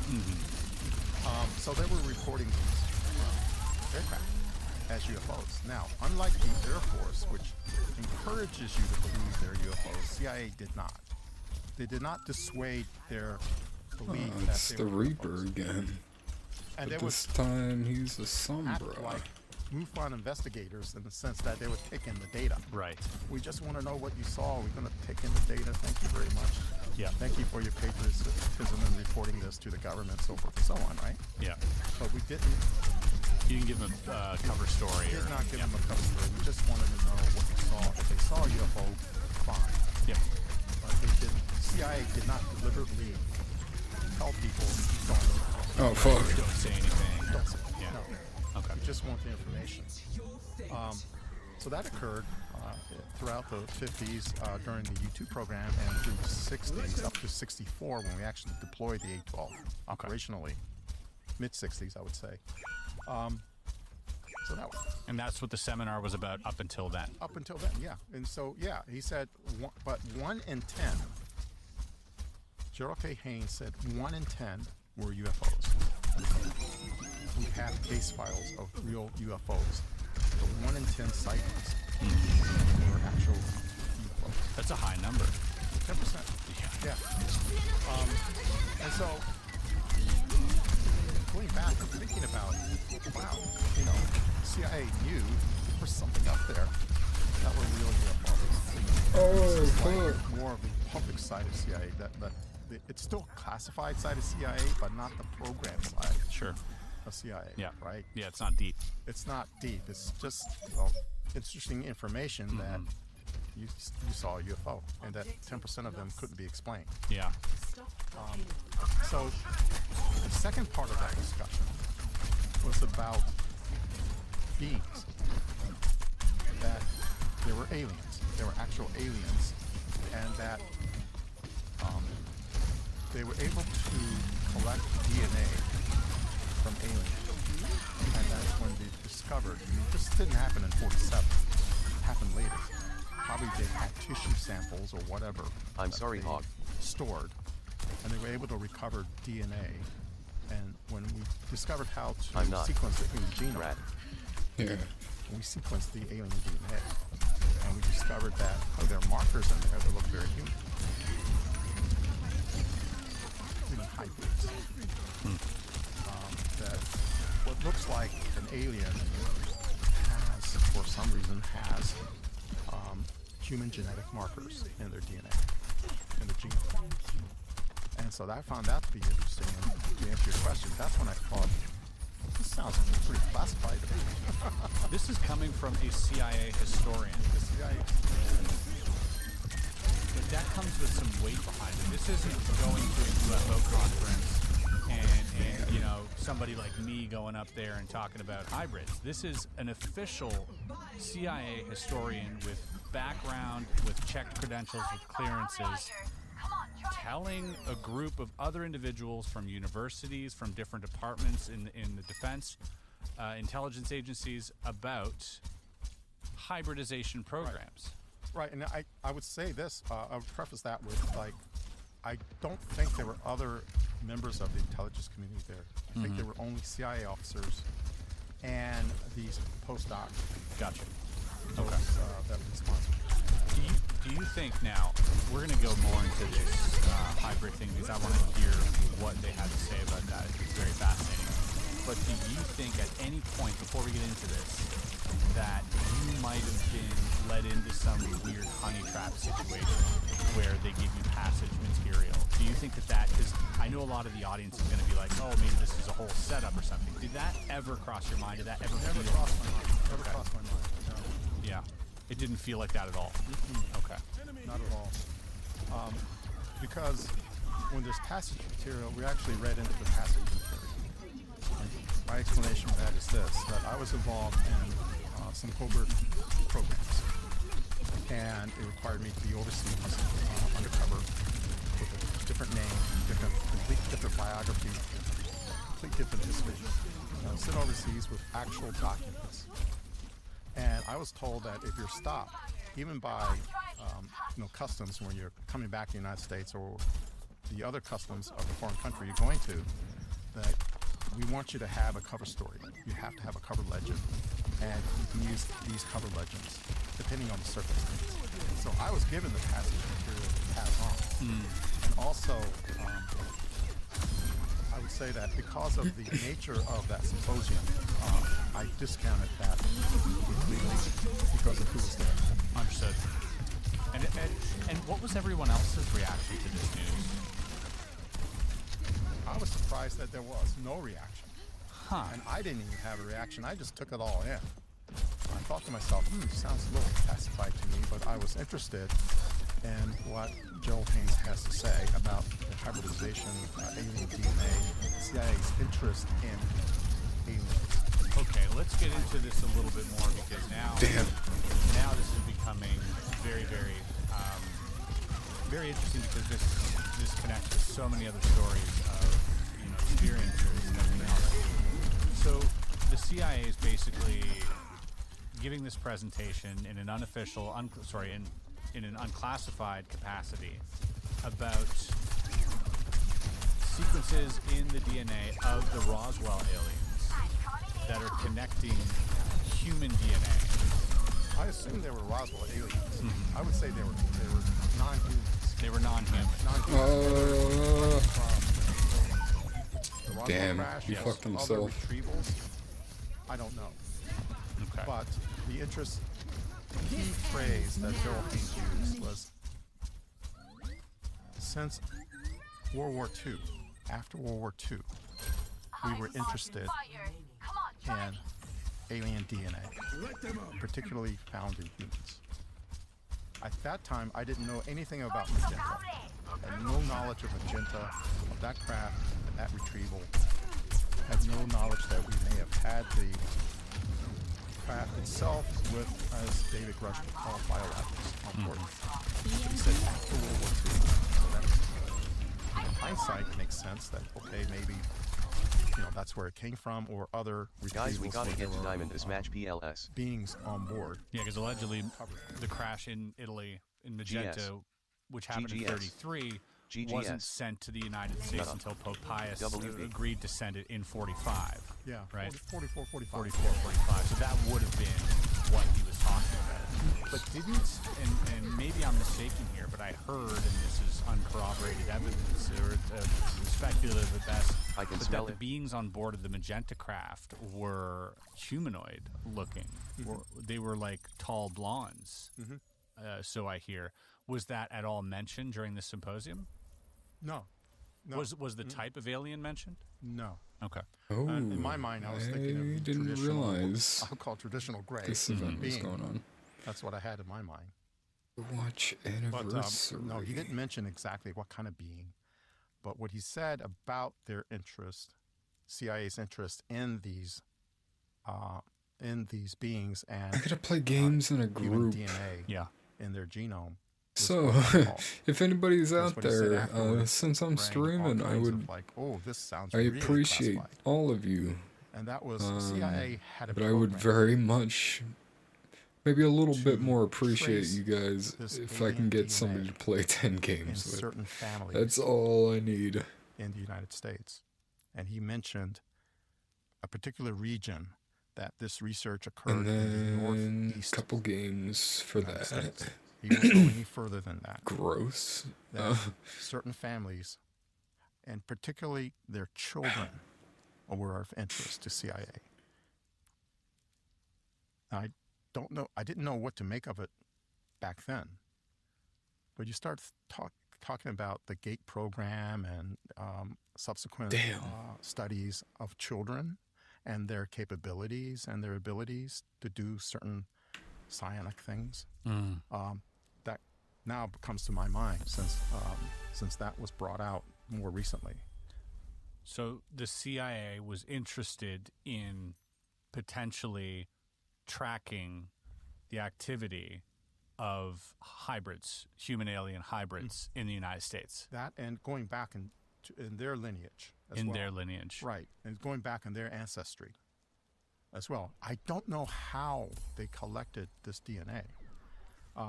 We have oversight now, and that oversight started in the mid-'70s, congressional oversight. This sounded like it occurred before there was congressional oversight, because you couldn't do that today. Yeah, no, it'd be illegal. Yes, completely. So this may have occurred earlier. Right. That they were interested, and then when we developed in the 90s, we developed the ability to sequence the human genome completely, that may have furthered the investigation into the alien DNA. Has there ever been, and feel free to answer this with a one-word answer, has there ever been a situation that you were in where you've gotten confirmation of the government's involvement with human alien hybrids? Yes. Okay. And from a credible source, you could say. Holy shit. Okay. I forgot So there they were know about 4 different. Okay. And you would, gun to your head right now, That you would voice say line was great. absolutely. I forgot there were 4 different fucking variants to the roles. That's something that's my mind It races was to all the different DPS, cases tank, that I hear. Right, we hear support, about and healer. Right? so I many think, so many people talk about this. Oh, so and many you could do researchers 2 look at this, mercies. Bud Hopkins, David Jacobs, to you know, John Mack, John Carpenter, and all these researchers who've looked into abduction phenomena, experience. Oh, I don't have my grenade anymore. I forgot about that. Interesting is the interaction with these. Oh, and I'm not going to be able to move. Aliens, yes, for lack of a better term. Right. Yeah, no, I'm planted here. Now, is there anything else during that symposium? This is kind of fun, not gonna lie. It's caught your attention. Been so long. Program. Not about that program itself, other than the fact of the interest and the further investigation into family lineages, that certain families tend to have a propensity for this hybridization to occur. On behalf of the NHI, let's be clear here. Like this hybridization that we're talking about isn't humans taking.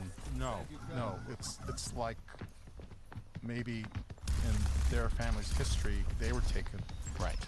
And then you can still ping them. That's cool. Somehow. Uh-oh. I don't know what altered. Speculating here. Sure. I admit this is speculation. I don't know how.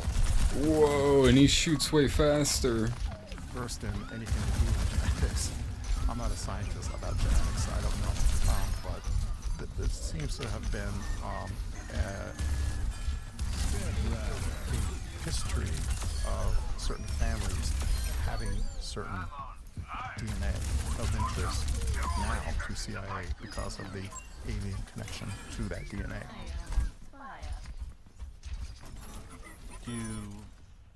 Are some of these families aware, do you think? I don't know. Okay. Wow. Now, on a perhaps related note, and again, let me know how comfortable you feel about talking about this, but you've had experiences. Yes.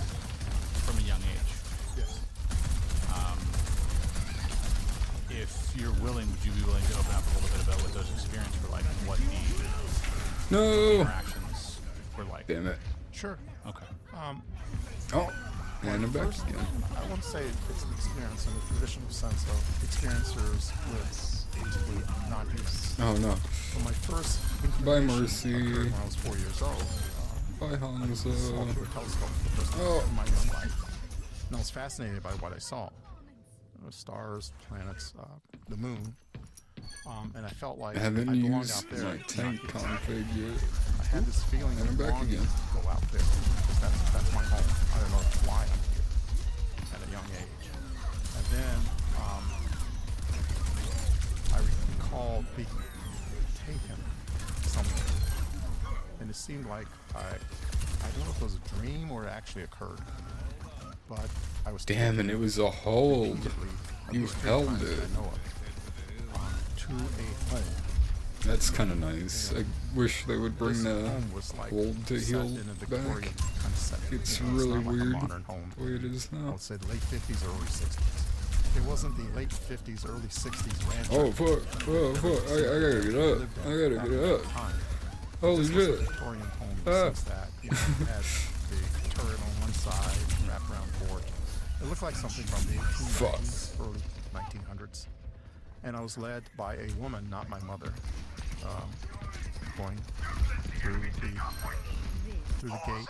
It's fenced through the gate to the house on the porch, and then she led me to a room on the left-hand side, and it's a doctor's office. So I remember being examined, undressed, examined by a doctor, accompanied by a nurse, not the woman who took me, but another nurse. And everything around there looked very old. Someone called it something Wangula. from vintage, I would say, like maybe from the Victorian era. And I remember vaguely being injected by something, that there was a hypodermic needle involved in a syringe. And then being dressed again and being led out of the house again by the same woman who took me. And then that memory would fade. And this memory happened twice. On the first floor, and No. on the second floor. Similar situation. I asked my mother about, did she take me to the doctor? I said, no, I never took you to anything like that. That was my very first memory. And then the other memories I had was being in a early 1960s department store. They were called Five and Dimes back then. And it was a bin of books, and I love books. So my parents, they wouldn't buy me toys, but if I wanted a book, I can get a book anytime I want it.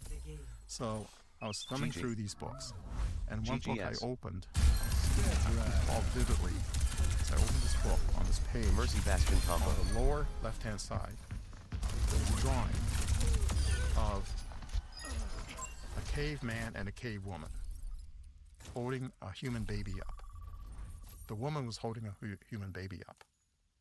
And above that baby was what we would call a flying saucer, beaming a light on it. And I received a message saying, this is who you are, this is where you came from. Now entering the temple And I said, I want this book. So closed the book, put it in a place that I could get it. There was very few people around. And there's this just random book there. And I went to get my mother. I said, I want this book. And went to the same book bin, couldn't find a book. It disappeared where I laid it. There was no one around to pick that book up and buy it for themselves. And that was another experience I had of some kind of messaging occurring. And this wasn't a dream. This was an actual, I remember this happening. And then just feeling like I lived before. Mm-hmm. I had past lives before. At a young age. At a young age. And then seeing my first craft when I was with my cousins. My uncle was in the U.S. Army. He's Japanese American, and he fought in the 442nd Combat Regiment team. That was the Japanese American unit that fought in Italy. And he was in the Army, and we lived, my sister and I lived with them as we were waiting for our mother to come from Japan. And this was like 1958, 59, playing with my cousins and our neighbor children here. And I saw off to the right, there were some woods at this Army base. It was called Fort Lee at the time. Petersburg, Virginia. I saw this. Damn, you can't move when you heal too either. Out of the tree. Very quiet. Pointed to it.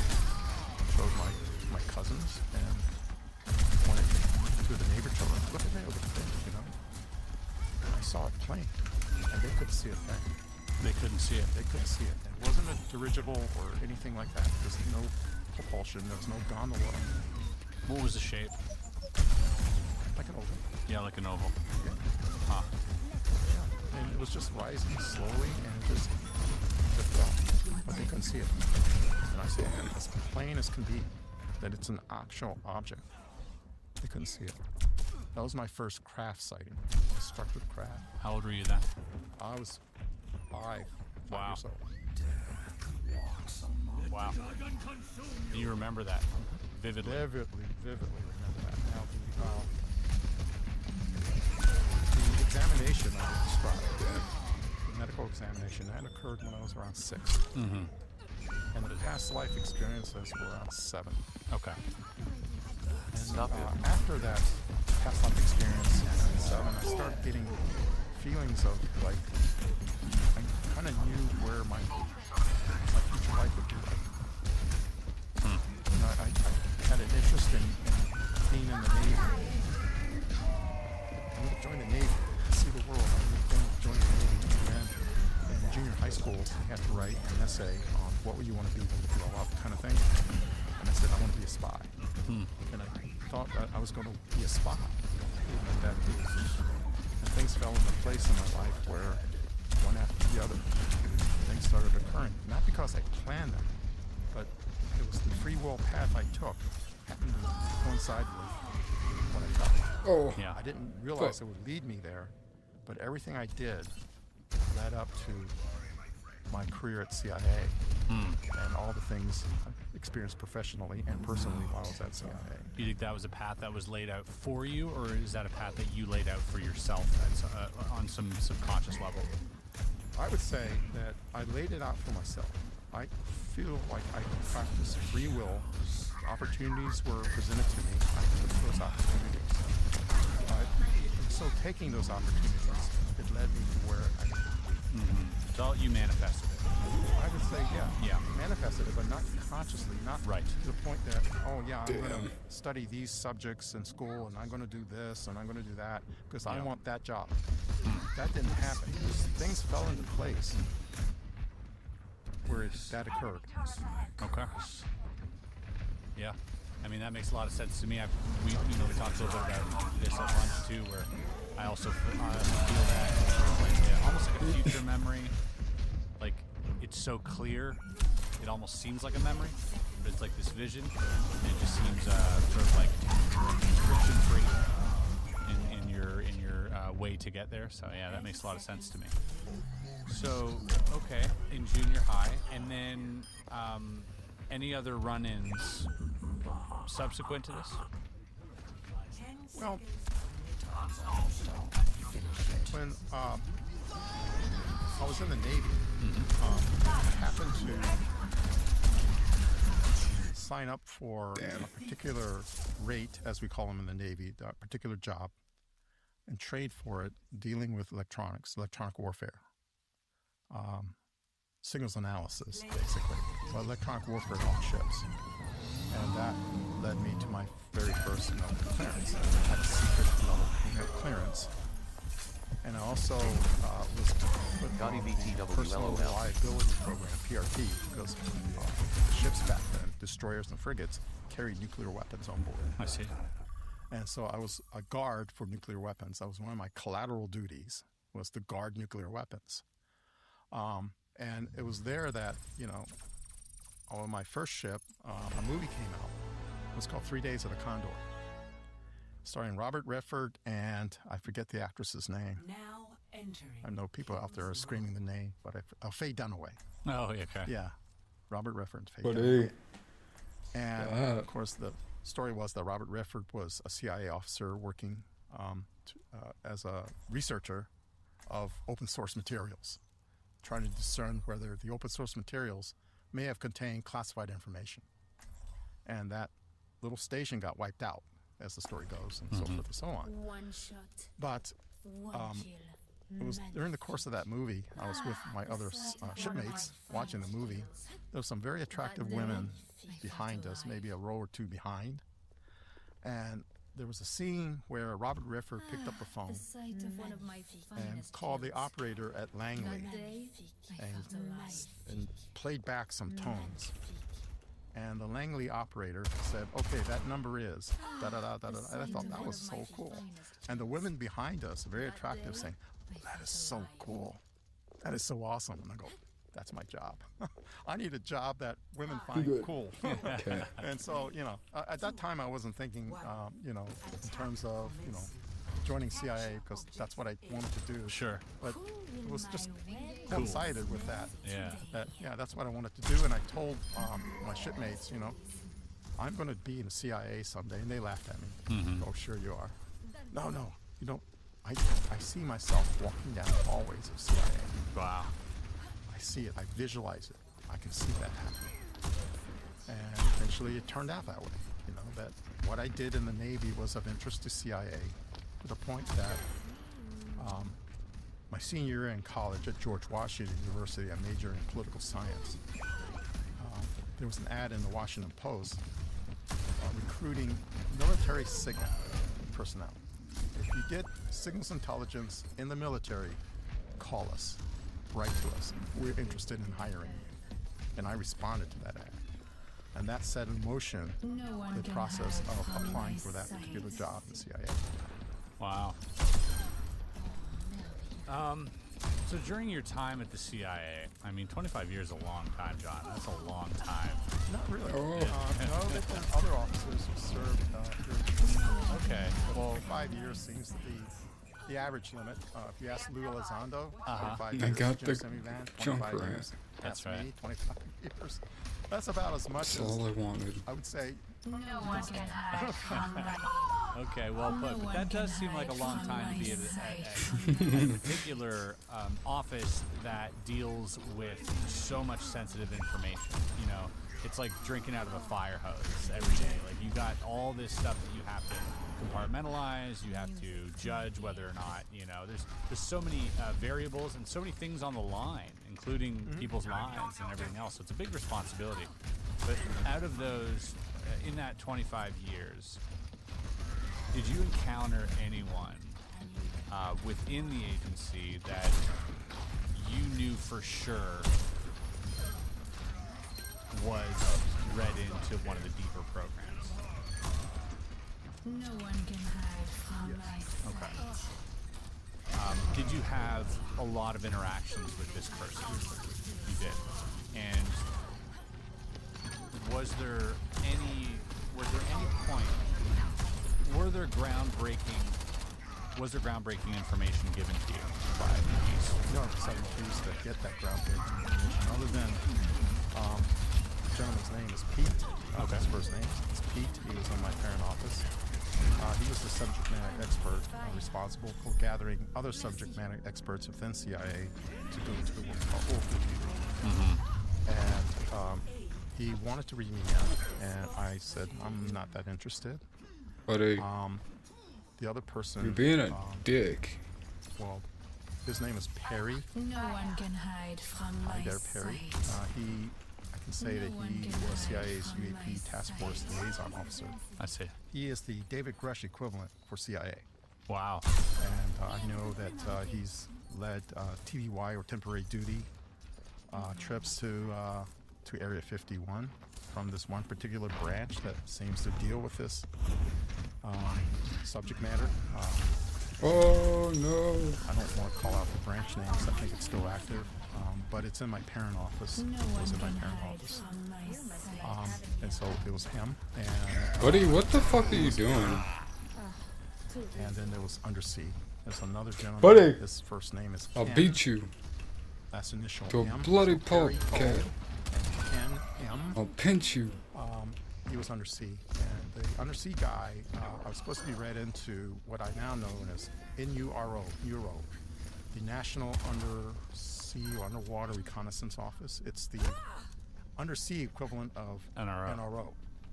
And there's a program I can say out loud because it's already been revealed, Naval Special Programs, NSP. And that originally started way back with one of my ELINT chiefs preceding me. His name was Gene Cote. Gene Cote, a legend at CIA and in the intelligence community. Buddy, what are you doing back there? The Palladium program as part of that undersea thing. They were releasing objects from submarines that would look like craft from the submarine. Whoa.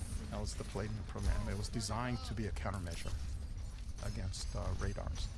I see, to throw them off the scent type deal? Yeah, I think so. Yeah, okay. Yeah, and I think the Palladium program is pretty well documented now. It's no longer classified, I don't think.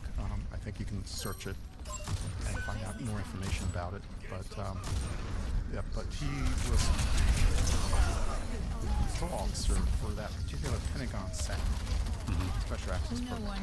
Now, Special Access Programs, that's the Department of Defense. If someone tells me I was a CIA officer and I was in charge of a SAP, I know that person is lying because there are no SAPs at CIA, they're CAPs. Controlled Access Programs. So the ODNI and CIA have CAPs, the Department of Defense have SAPs. He was the SAP representative for that Pentagon program doing undersea things. Wow, that guy knows stuff. That guy knows stuff. And he said the Pentagon, my name was submitted for that particular compartment. And the Pentagon came back and said, no, we're not going to read John Ramirez into that. No way. And he called me up and he said, I can't read you in. The Pentagon said, you cannot be read. You specifically? You specifically cannot be read. Was it because of your previous interest in... That's what I think. Yeah, it seems like that's... I definitely think they looked at my security file. In my security file, every 5 years we get reinvestigated. And every 5 years we go through the same line of questioning. You got a little notch on it. And, yep, there's a check mark. A little alien drawing beside it.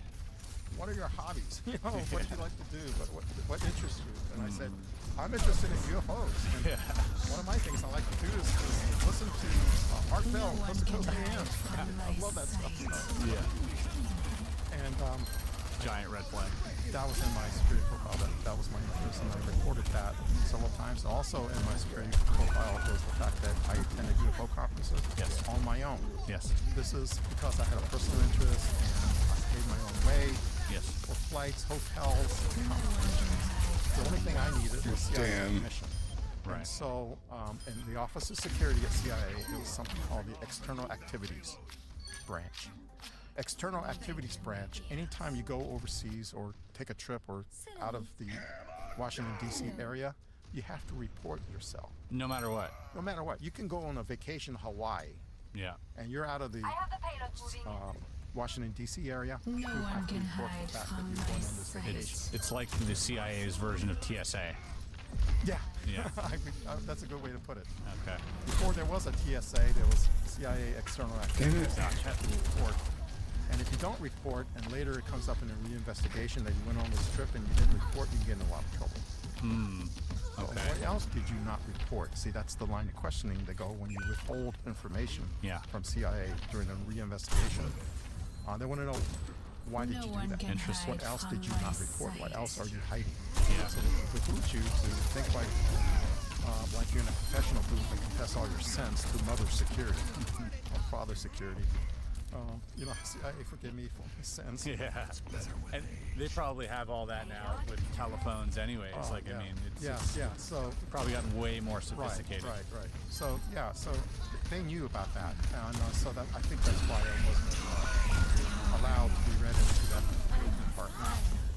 But it has to do with undersea stuff. And I know that that particular branch that Ken was in, there's some interesting things under the water. You know, underwater comes up more and more. I mean, obviously, there's a book that I'm just starting to read now by Richard Dolan.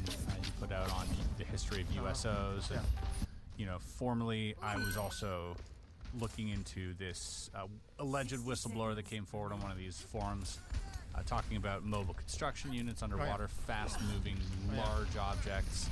And then we hear things, you know, from Lou, like him or not. You know, he said this multiple times, and that's been corroborated by other people, including Rear Admiral Tim Gallaudet. You know, who said, yeah, there are these massive objects down there moving at 400 or 500 knots. Which is very fast. And so when Ken was explaining why the Pentagon didn't want me to be read, and I was arguing why it should be read, he said, you don't understand, John. This program is the highest secret, top secret in the entire United States government. This top secret information exceeds that of Manhattan Project. And he mentioned Manhattan Project by name. Exceeds the Manhattan Project. And the Pentagon doesn't want you to do that. Whoa. That's in the specific underwater one. That makes a lot of sense. And I knew about we use fast attack submarines for spying. Everyone knows that. Submarines are great reconnaissance vehicles, but it has nothing to do with reconnaissance, mundane, prosaic reconnaissance of an adversary submarine. No, now we're going to talk about something bigger than the Manhattan Project. Bigger than the Manhattan Project, and that's the key phrase that it was his way of telling me what this program is about without saying it. Yeah, it's UFOs. Yeah, it's something anomalous under the sea. Let's put it that way. Well, it's either that or a Kraken. Right. You know, I know that his branch did operations under the sea, retrieving things. Now, just to be fair, it could be submarines, aircraft. Yeah, it could be adversary undersea satellites, stuff. Yeah, you know, rockets. Yeah, but there's something. I can't mention the name, but I know the people who work there in that particular program, and if I said the names, you would say, I see. I'm not going to say the names, not on this broadcast. And I didn't play a lot of Widow. She was a lot of fun, though. That is interesting. Fully locked in moment. That I, often come back to as well as Bob Lazar was, sort of working for what seemed like some kind of naval department. Yeah. Or at least the facade was, it was the naval, office of naval intelligence.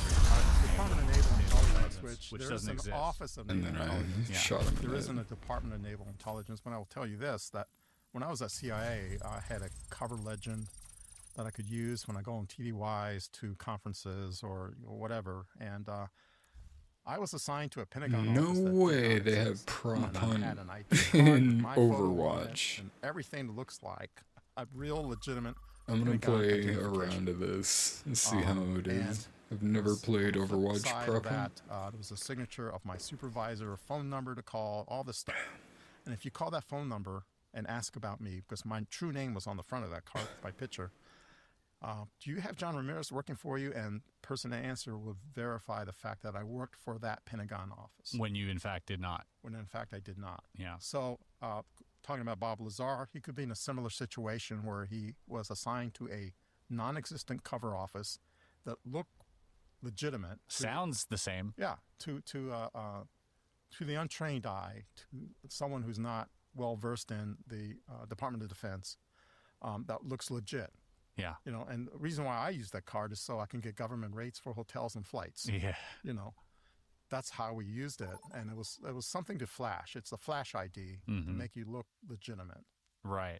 And in Bob's case, I mean, obviously, if you're dealing with something as immense as reverse engineering ET craft, And no is this surprise that order? you would have some type of legend or cover or flash ID. I mean, that feels like the minimum amount of security that they would require. Right. Yeah, it's very light. I mean, Yeah. you scratch beneath the surface, it'll fall apart. But Yeah.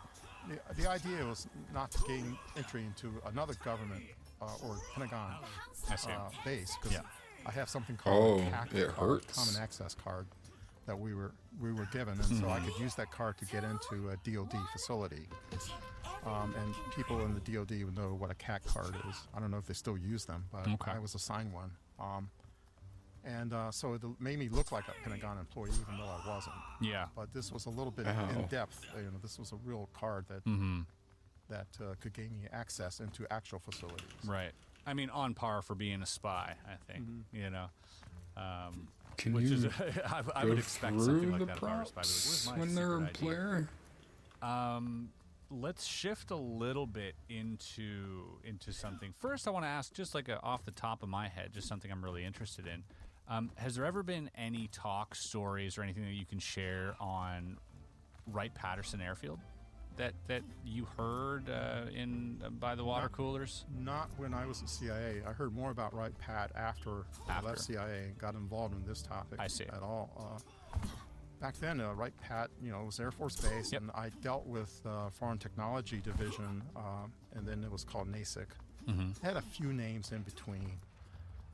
One was NAIC, N-A-I-C, but that only lasted shortly, and then they added space to AIR, National Air and Space Intelligence Center, and I dealt with counterparts there. Okay, but never anything. Not to do with UFOs. Okay. No, it was mostly my day job of dealing with Soviet and Russian missile tests. Right. There was a meeting that was had, and we'd mentioned this earlier, Braddock, Dunn, and McDonald meeting. Something interesting happened there as well. Right, that wasn't a meeting. That was me being briefed into two compartments. And so I was there. This goes back to my radar, my beloved radar. Now, I'll use the Russian name for it. It's Nieman, N-E-M-A-N dash P. P stands for polygon. Okay. Nieman Polygon. It's a very unique radar. It's very sophisticated. It's probably still the most sophisticated waveforms I've ever seen coming out of a radar. And I've seen a lot of different signals coming out of radar. Highly capable, extremely advanced radar. And so we were flying something that wasn't a satellite, or it wasn't a conventional satellite. It was a very unique spacecraft. And the spacecraft had like a radar warning receiver in a car that, if the police are a police car sitting by the road, with a radar gun, want to see what your speed limit you could detect it. is, you can detect it. So this craft had a similar type of system that if it was illuminated by a radar, it would detect that illumination. and actually it would collect some of the parameters of that radar.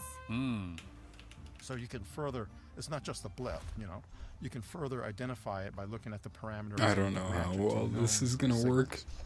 So I was read into this spacecraft and that subsystem that detected the signals, as well as the intelligence collected by that particular spacecraft.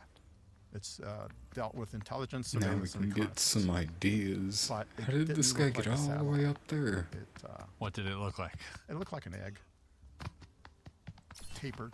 Now, that's interesting. Yeah, it wasn't a cylinder like a Tic Tac. This guy's a door. But it was teardrop. Teardrop oval shape with tapered ends. So, obviously, when we mention egg, there's a lot of cases in the past, and I've looked at a lot, even in Spain, and like all sorts of cases around the world with like egg craft, even going back to Lonnie Zamora and his, Socorro, New Mexico sighting. But one thing that does come to This mind is a is fun this little Jake mode. Barber video. I didn't know they had alleged this. recovery. I don't think what I it find counts towards interesting any of the here challenges, is that though, so BDM, I'm Braddock, probably Dunn, and not gonna McDonald play too many went through more of several these. acquisitions. Yeah. And Maybe in one 2002, or two more. They were acquired by Northrop Grumman. But this is cool. I like the There's a the lot of change talk in that pace. the range that this egg was collected from was on Northrop's range.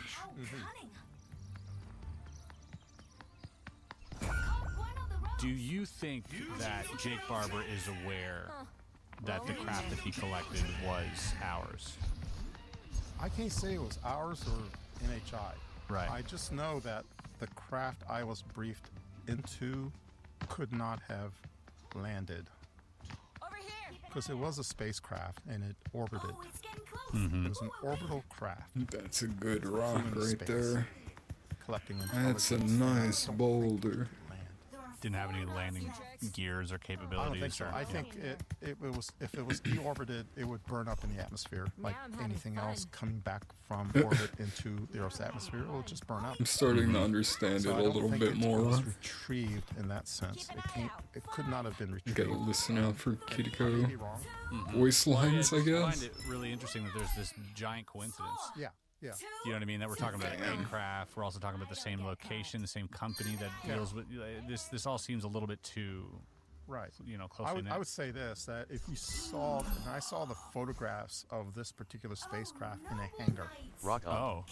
I didn't see the spacecraft itself. They showed me, this is what it looked like. This is what it looks like. This is what it can do.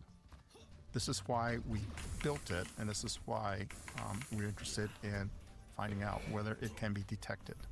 Because it's supposed to be stealthy in nature. I'm ADO or Rabble. It shouldn't have been tracked by anything. Yet it was indicated, based on the data I saw, that it was being tracked by the Russians. Hey, I said that. Using this fantastic radar I talked about, Neiman P. So I don't think it was. I don't think Jake Barber's video, I don't know what the source of that was. I don't know if that was the actual craft that he was responsible for retrieving. I don't know, but one thing, what I was briefed in, could not have entered the Earth's atmosphere and land like that intact. It would have burned up. Right. Why is there a And the tree craft in a that barrel? you saw that they showed you, that was man-made? Oh yeah. Yeah. Oh yeah. It was definitely. Well, let's put it this way: it was built by humans.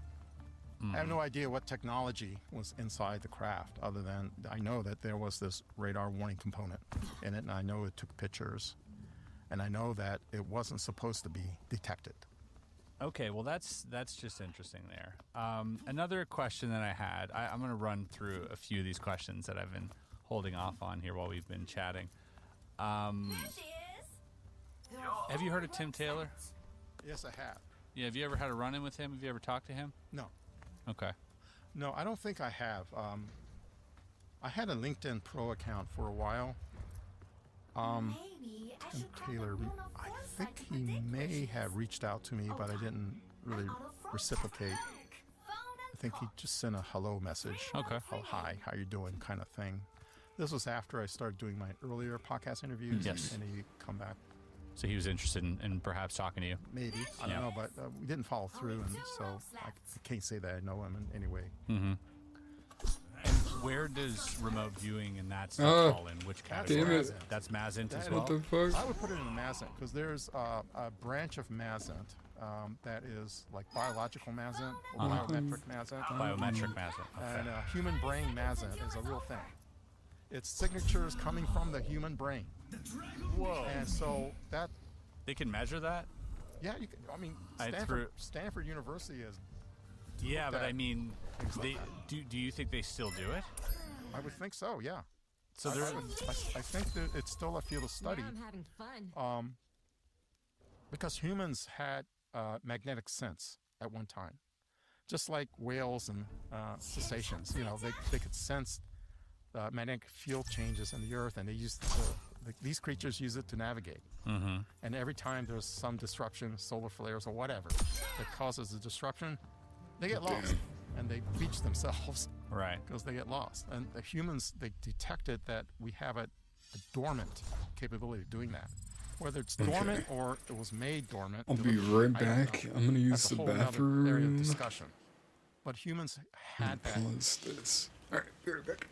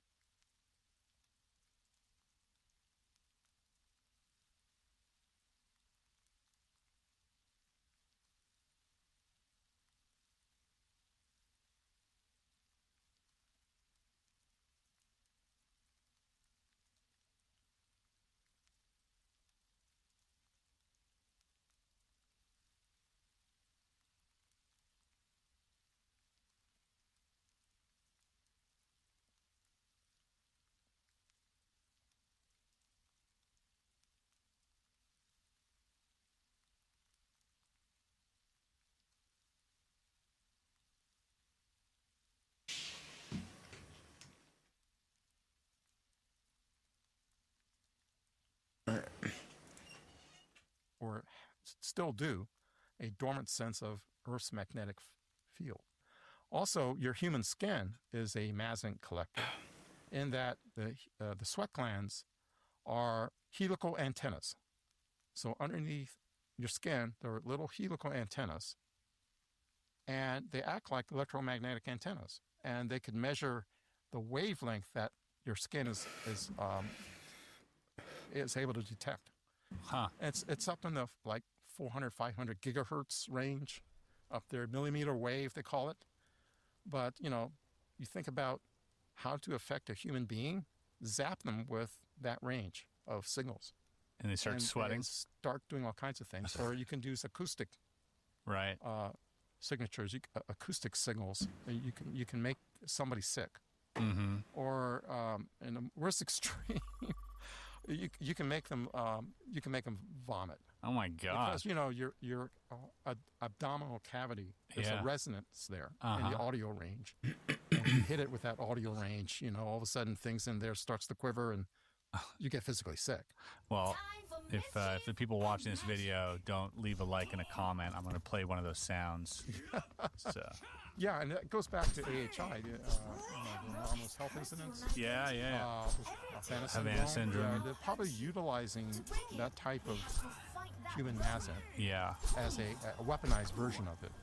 The offensive side of it, not just collecting it, which is more defensive and passive, but using it to affect another human being. Yeah, and it would be an incredible shame to do all those studies, whether it's MK Ultra, Stargate, all these things, after decades and decades, and finding that, there is something here, there is something, and then just dropping it. It seems so ridiculous, especially because all of that stuff, to me, seems incredibly cheap. Mm-hmm. It's not something that's very expensive. You give a guy a piece of paper and a pencil, or a woman, and sit them in a room with no windows. I mean, that doesn't cost millions of dollars. What is one piece of information that you think everyone should know? This is where we're going to talk about consciousness. Consciousness seems to be the foundation for the phenomenon. That is how humans perceive the phenomenon and how the phenomenon perceives humans. There seems to be a consciousness aspect to this.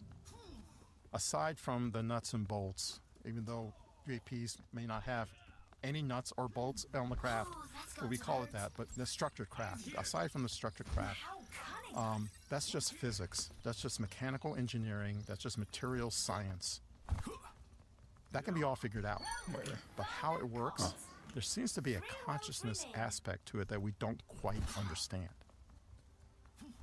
And I've been hearing that more and more, particularly the way the phenomenon communicates with certain individuals and the way individuals can communicate with the phenomenon. So you have the human-initiated contact, the heist. You can have that, or using psionics, as Jake Barber's team is doing, to lure the craft down. That's a real thing, because the Russians have already done it. Do you think that's... Because that to me sounds so insane.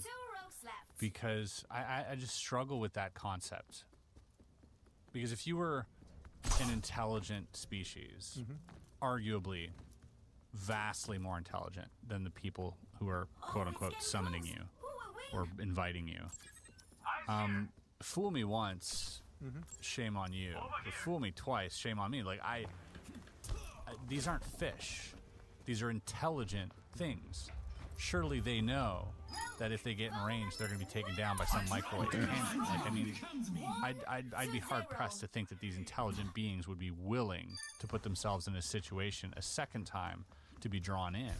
And to me, this, only my opinion, but seems like we might be interacting with some type of system, rather. Because if you simulate war games and these things start appearing, that doesn't seem like an intelligently controlled thing it seems like a system. It seems like some type of immune response to our games that we're putting out there, because again, I don't think so. That's where I struggle with all of that. But you said that the Russians are doing this. The Russians have done it. Yeah, they've done what Jake Barber is doing now. They've already done it. And where does that information come from? It comes from a Major General in the Russian Air Force, retired. He said that they were able to lure UAP down. And then when it came down, they were able to interact with UAP just by body movements and thought. Okay. And lure them in how? Using psionics or using nukes? No, not nukes. No, it was like they were using electromagnetic signals. And frequencies and Yeah, certain frequencies. I would say that 3 gigahertz is a magic frequency. For some reason, they respond to 3 gigahertz. The radar I talked to you about before, Neiman P, that is an S-band radar. It works just below 3 gigahertz. It's a very wideband signal below 3 gigahertz. It seems to be, and the craft followed by the RB-47 that the late Dr. James McDonald wrote about. The RB-47 being a reconnaissance aircraft, they detected with their onboard signals collection systems a 3 gigahertz signal coming from that they followed. There were 2 radars at White Sands testing the V2, and those radars, the SCR 587 they were called, it's a 3 gigahertz signal. Interesting. So 3 gigahertz for some reason seems to be the magic wavelength, frequency rather. Yeah, or dog whistle. Yeah, maybe, I don't know. But according to this Major General Alexeyev, they were able to lure down these craft and interact with them. Interesting. I mean, I'd like to see it happen, and I wish them the best. I hope that this is something that can be made public and can be shared with everybody. This guy's losing his mind trying to find sources documenting interactions. That type of interaction, but I can't talk about it because it's classified. Oh, well, fuck. It is classified. Fuck! Damn it! It's so close. Interviews. I did it all out for the Age of Disclosure film LOL. that I did not appear in, but I participated in the making of that film. They ran up against a time constraint, and so they had to cut 4 hours down to something that would fit at the South by Southwest conference. Yeah, and so I was able to corroborate that what they did and explained it a little further, but I'm hesitant to do it now the Waldor because was hilarious. That film provided us with a top cover that if I say that when there's the now Secretary of State on there and senators and congresspeople and these other high-level officials like Jim Clapper all saying things like that, I felt more comfortable saying that. Are you referring to the incident with the red cube? I don't know about the red cube. No? No. The giant cube? Okay. Don't know about that. I saw that movie, the Age of Disclosure, and that was mentioned in there. Yeah, I didn't know anything about. I hadn't seen the film. Okay. I just know what I said. Yeah. In 2 hours, 2+ hours that I talked. My goodness. Yeah, those would be good podcasts to release as well, I'm sure, in their entirety. Yeah. All right, John, we're going to hop to some audience questions. Thanks so much for indulging all of my questions, but we're going to get to some interesting audience questions. If you want to give me a second, I'm going to turn on that camera back here. So for the people that don't know, if you become a member here on this channel, we refer to you as interns or operatives, depending on what level you opt in on, but you do, as an operative, have the opportunity to ask the guest a question. These are pre-vetted, and I've selected them. I give everyone 24 hours heads up, and right behind me, these will be the questions. So, oh, this is good. Actually, we were going to touch on this, and we forgot to. So perfect. You need healing. Now you know. And knowing is half the battle.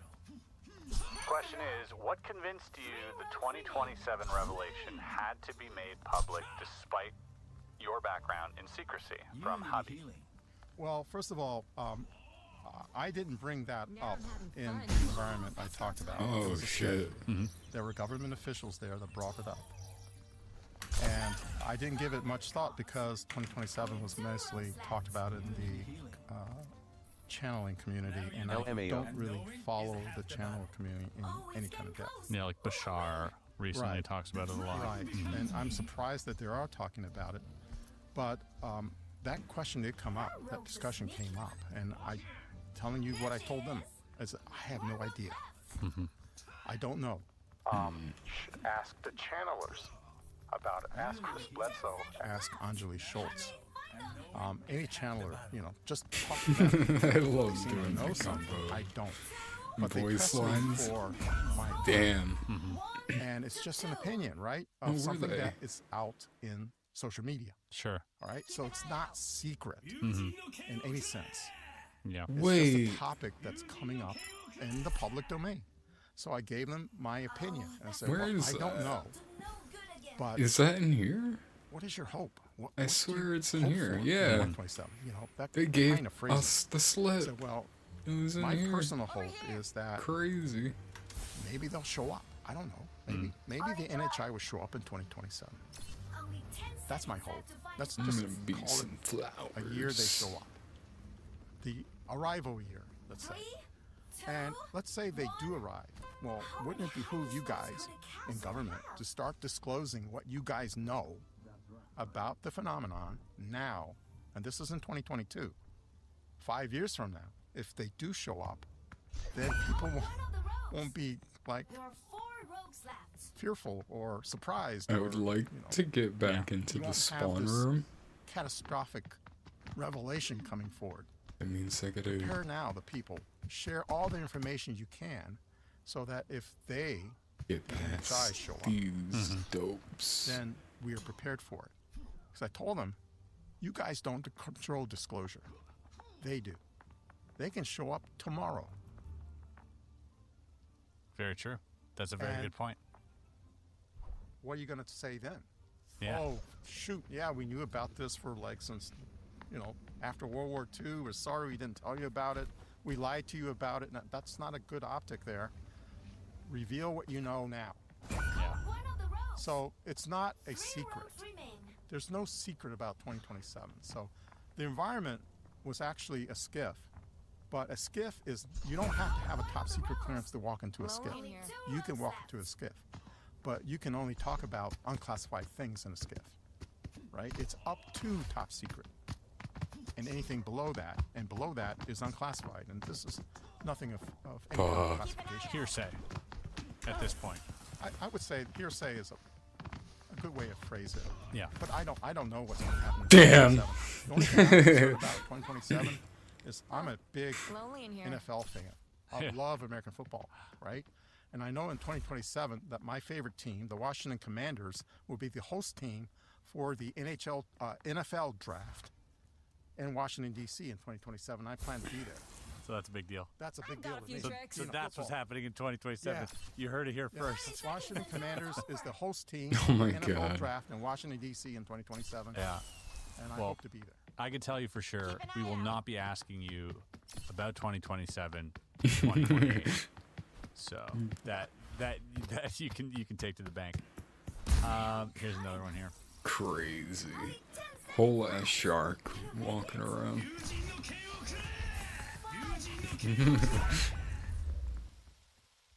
LOL. Don't see who this is from here, Good try. but this is Many Hola, shark, experiences with LOL. these entities are angelic or demonic, are both true, Not or a is shark, one group LOL. being lied to in your opinion? I don't label them as angelic or demonic, so I don't know how to answer this. GG. Yeah. For me, they're just entities that showed up and interacted with me. I personally had only one, I would call bad, but not demonic, experience. And that experience was with a reptilian-like being that showed up in my condo when I lived in Washington, D.C. Can you talk us through that? Sure. I was really pissed off because it woke me up. And it came toward me, and I got up out of bed and started punching it with this right fist as hard as I can, cursing at it or whatever, just because it was bothering me. I wanted to go to sleep. And it grabbed my arm. And then I have no memory after that, but I woke up in the morning with claw marks on my right forearm. Now, a debunker would say, oh, you just had a nightmare and you scratched yourself. I don't think so. Because after that incident happened on further nights, this happens like I would be woken up around between 3 and 4, let's say 3:30, and I would look over on one side of the bedroom there, and there would be a cloud, a green cloud, with little white sparkles in that It's cloud. like 12 o'clock at And night. I hear got a people sense of outside my protection from door. it. Like, That, we're here to protect you. Go back to sleep. You're fine. We're here for protection. And so that was my experience then. And, that didn't last. Eventually that cloud didn't show up and I never encountered that being again. But that's the only, somewhat. What was this being wearing? Was it wearing anything? like they're cackling out there. It may have been a uniform or something, but I just knew that its face was very much what we would call reptilian. Whoa. Yeah, it's not like a lizard. It didn't have a snout like a lizard or anything like that, but it looked like someone who had reptilian DNA or reptilian heritage in their bloodline. Wow. It was upright, walking, bipedal. Didn't talk to you at all? No. Not telepathically, nothing? No, but I definitely was yelling and screaming. I did. What was it doing to try and wake you up? I don't know. I don't know. It was just there invading your space? Invading my space, and that really made me mad. For some reason, I just felt anger at it, but no fear. Well, other entities that come up were more benign. I mean, they were just checking up on me. You've had interactions with separate entities as well? Just two types. That one reptilian entity, I would say reptilian-like. Yeah. And the other, I can't identify because it was shrouded. It was wearing a cloak. A hood. A hood, yeah. A cloak and a hood. How tall? I was lying down, but it was I would say 5 feet. Okay. Nothing. They're not small. They're not It's super like tall.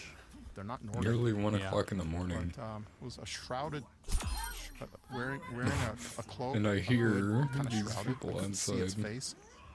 I looked at it as carefully as I could. Whole ass conversation. It seemed to show some at my features, door, pretty much. But they were more.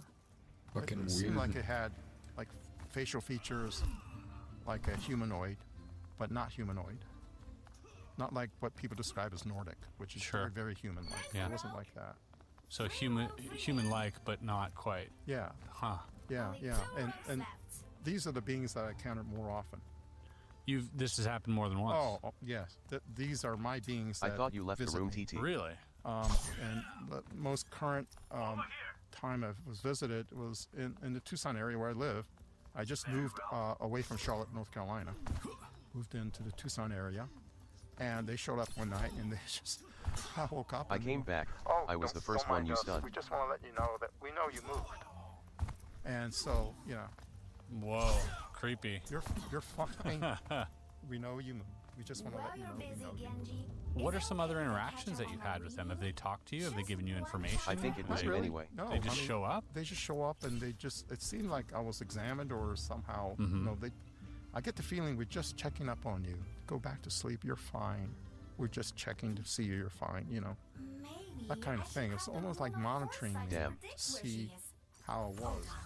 Do you feel that you were potentially part of some hybridization program? Don't know. Is that the feeling you get? All I know is that I used to have nosebleeds a lot. Right nostril nosebleeds. Been having them since childhood. And I just thought that, I was just susceptible to nosebleeds. Maybe the air is dry or whatever. I never associated it with any kind of NHI kind of cause. But I had that at work, at CIA. And I was reaching, my nose started bleeding at work, and I had a box of tissues on the top shelf in my cubicle. I was reaching for that. Chairs had wheels, office chairs, rolled back, and I landed flat on my back. And my coworkers were shocked. And I said, "Oh my gosh, what happened to John?" They called medical. And the protective officers showed up, uniformed protective officers. We call them SPOs, security protection officers, uniform. They showed up to escort medical people. I think it was a nurse or something. Yeah. They put me on a gurney, and off I go to Office of Medical Services Going on the with first this floor. bush.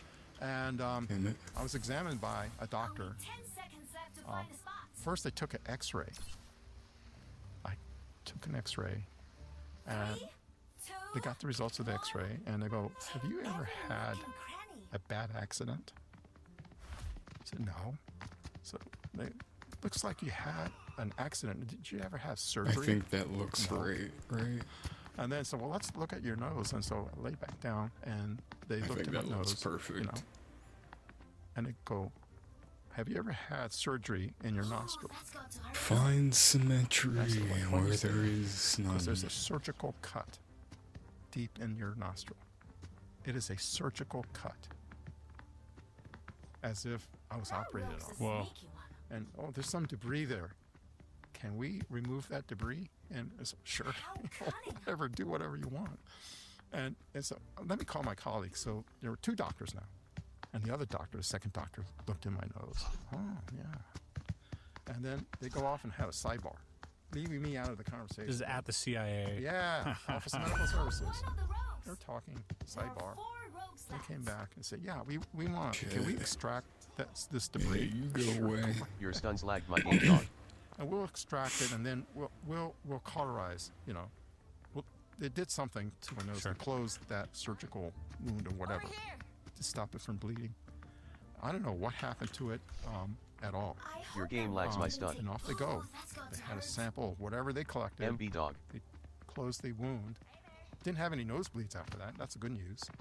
So here I am retired. We're going to retire. Touche. It's in the month of September of my lag stuns your game. 2009. And I had plans to retire on September the 30th. That was going to be my last day. So I was going out, check out list, right? You got to go here, check out. You even go to the library to make sure you don't owe the library. Damn, this might be perfect. Because they fine you if you check out a book from the CIA library and you don't return on time. They fine you. Okay. So yeah, you're clear for there. And so security go there. Oh my gosh, you have over 24 compartments. Oh yeah. I was in the DS&T. What can I say? People in the DS&T seem to gather a lot of compartments, so forth and so on. And then I went to medical services, and then that was epic. Check off on that I reported to medical services. Team. Then I go, oh, by the way, can I get? I had something done here way back when, and by then it was about 10 years has passed. And can I get those records? And so, no.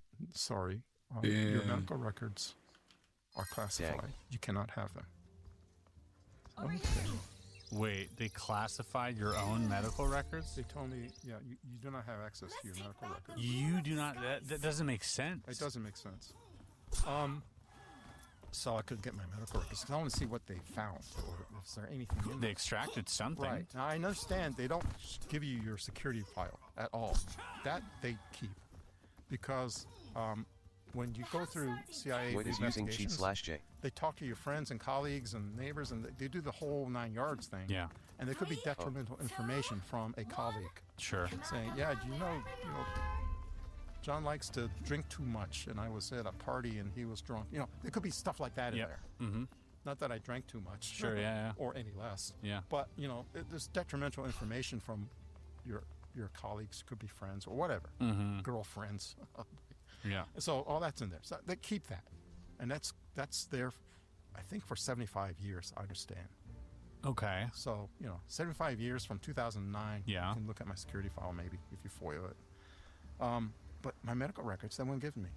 That's wild. So years later, let me advance this story. Jim Semivan, I knew that he had an implant. He told me, private conversation, before I came out in public. This is before I came out in public. I knew he was an experiencer. I knew he had that encounter, which he now freely talks about. So I knew that background of his implants. And I told him my experience. And so he connected me to a former CIA doctor who told me that if you ever mention my name, I will deny that I know you. Okay, what's his name?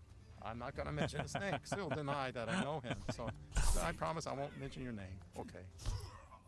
You get one guess. But, let's talk. I'll get you in touch with him. So this doctor, former CIA doctor, interviewed me over the phone. I didn't see him or anything. But he interviewed me, and we went through my life history and so forth. And he found it interesting that I had Cherokee heritage. My great-grandmother on my father's side was Cherokee woman.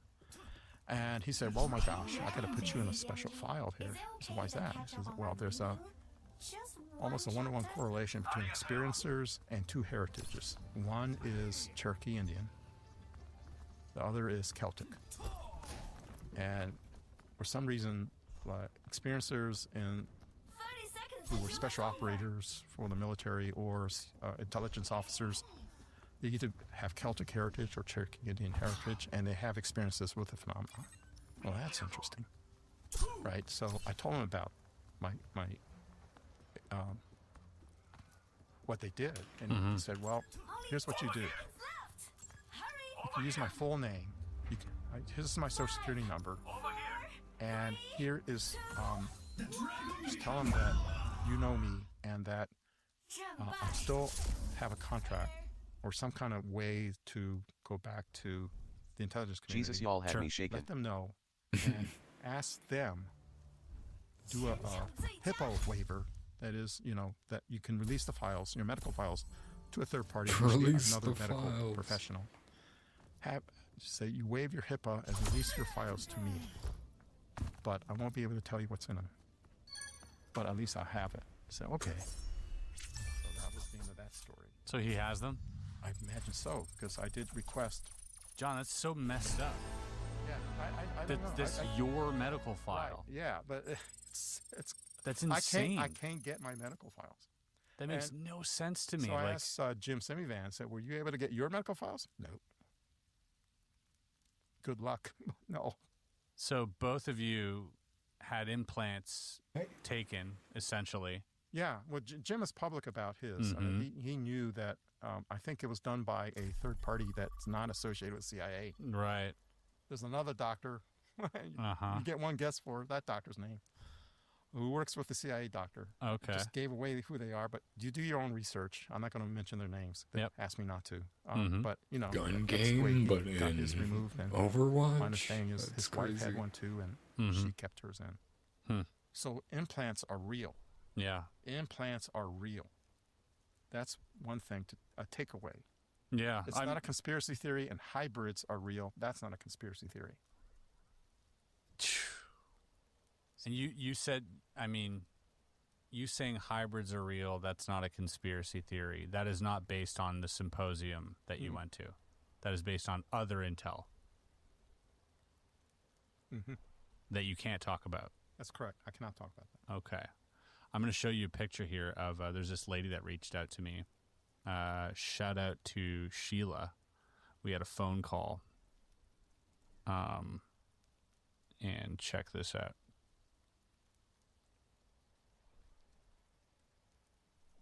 That looks like a tooth. This is a tooth. Uh-huh. Wow, how about that? That's in the jawbone. Wow. The dentist who saw this little ditty, and this is clearly like, that's not a random object. No. It's got like a little antenna on it or something. I see that little appendage that looks like an antenna. And the dentist was like floored. He's like, in my 30 years, I've never seen this. He's like, did you feel it? She's like, no, but I had all these dreams of like these things, taking me and bringing me in. And so it started to make a lot of sense for her. But that dentist was like, I don't know what to do with this. And he's like, I could never get that out. Oh, yeah. She still has it. Oh, yeah. Oh, yeah. Can't get it out. He's a 30-year dentist. He's like, I would not even try to get that out. It would be incredibly painful and like, yeah. And yet she doesn't feel it. Yeah. It's in the bone itself. Yeah. That's why. Yeah. She's had multiple x-rays too. Yeah. And so, yeah, when I see things like that, I go, that's, it's interesting. That's to say the least. All right, let's get one more question out of the way here. Last question for you, and then we'll let you go, John. You've been so awesome answering all these questions. Oh, this is cool. This is a cute question from Gina.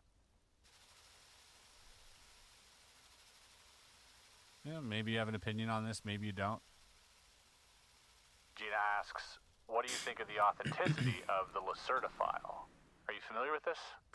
I heard of the Lacerda file. I can't claim to be very familiar with it. If you refresh my memory. So it is this guy in Sweden who apparently had a conversation with a reptilian female, and then she goes into like all sorts of details on physics and interactions with beings or anything.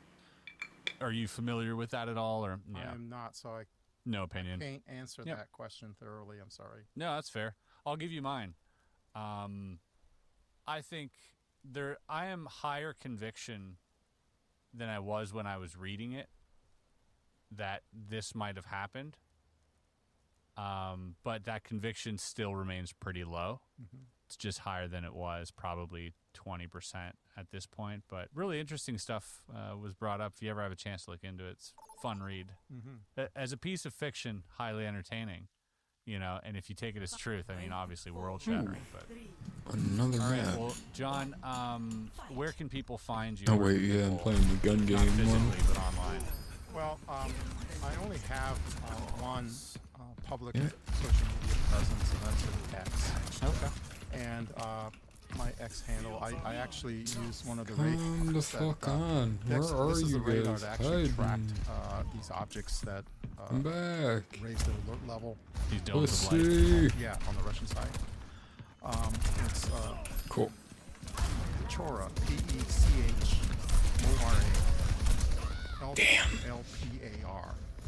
Pechora Elpar. Yeah, All it's right. Pechora Large Phase Array Radar. Okay. And so, yeah, that's the radar that detected UAP and that caused the Deputy Secretary of Defense to wonder what the hell is going on. Yeah. That's a fun Easter egg. Also sounds like a spell in Harry Potter. Pechora Elpar. John Ramirez, you're an absolute gem. It was so nice getting to know you. So nice chatting with you. Thank you for gracing us with your presence and being very open and candid with all of your answers, both personal and professionally. Really, really appreciate it. Thank you. That's bullshit. I should have gotten that kill. Hospitality here. I love this. And then this guy's already at 8. Lovely. And I look forward to all of this being over, actually. I mean, I just wish the NHA would do something. Yeah. Just end it all for us. Just show up. Yeah. I don't know. Government close something. Well, if you ever talk to Bullshit! That's bullshit. They keep stealing my goddamn kills. It's insane. All right. Thanks, John. Oh, and that's it, sir. This game mode's gonna make me sweat.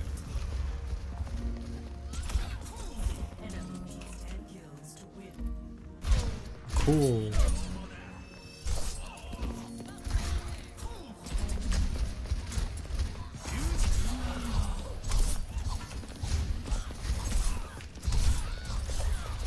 Bullshit! That's insane! They keep stealing my kills!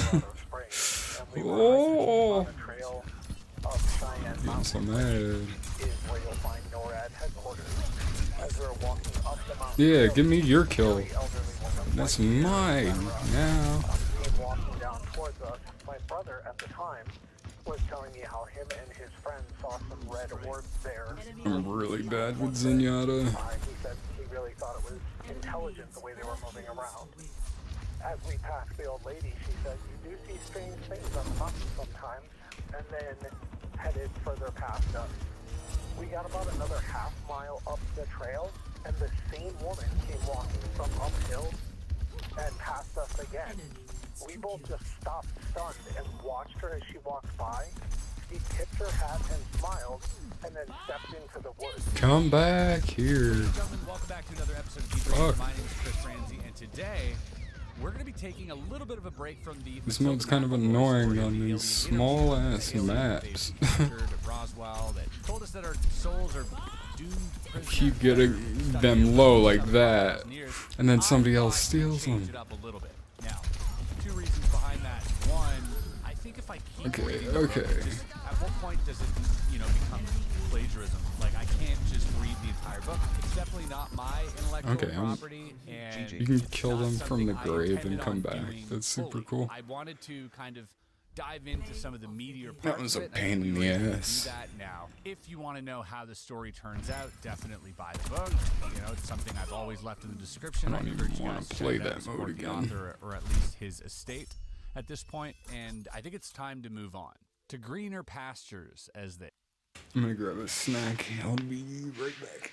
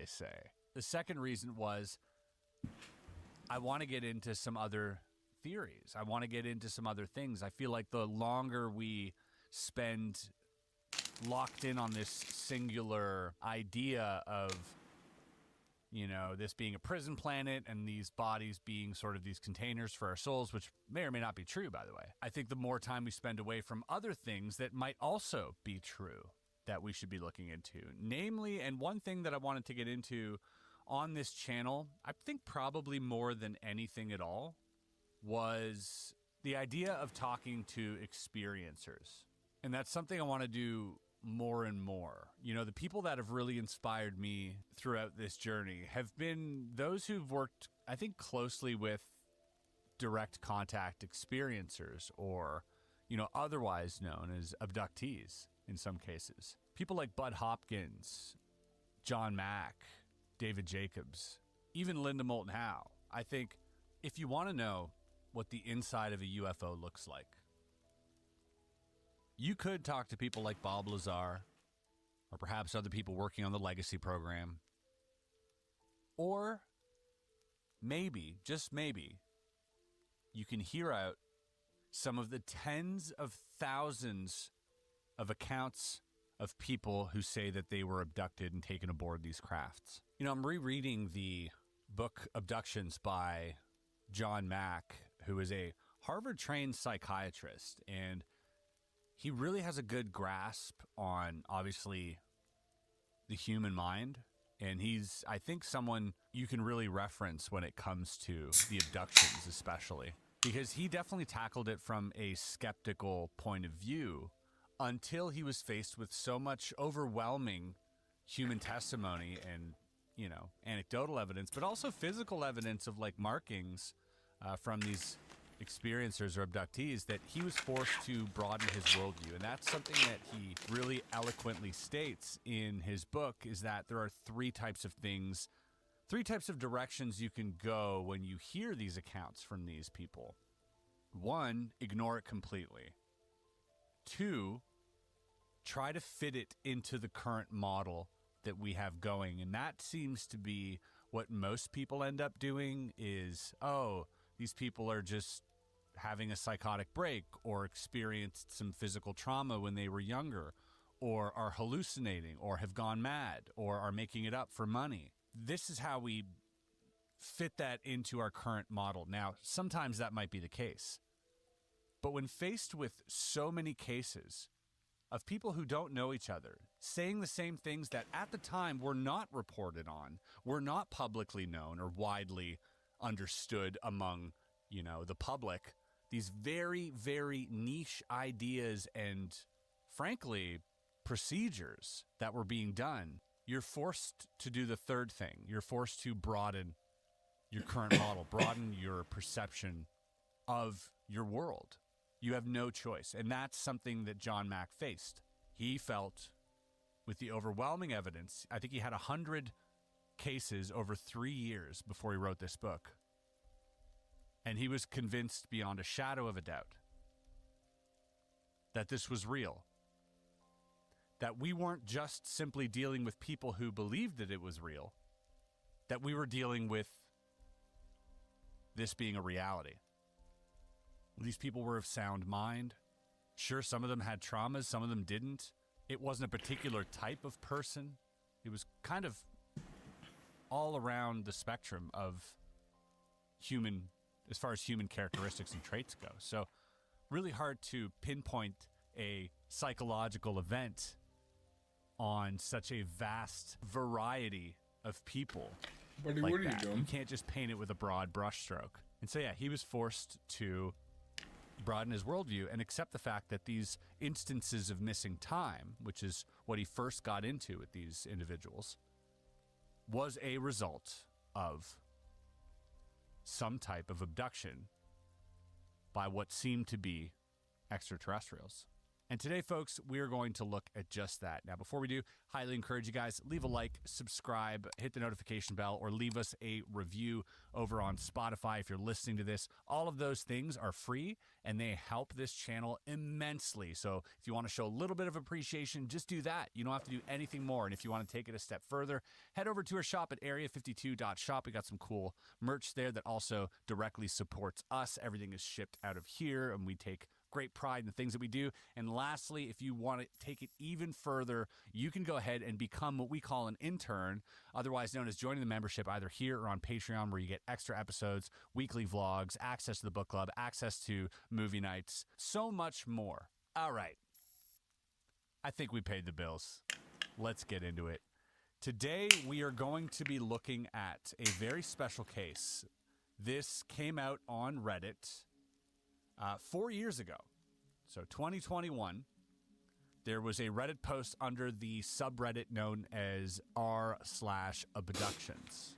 And this person describes what they believe to be an abduction, and not only an abduction, but a Q&A with these aliens. They allowed him to ask questions, and he was allowed to retain the memories and have the answers. Hey, sorry for interrupting.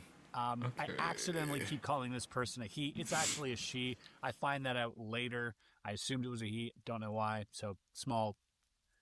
Just ignore that. Ignore me. Go right back to sorry for the interruption. Couldn't let it slide.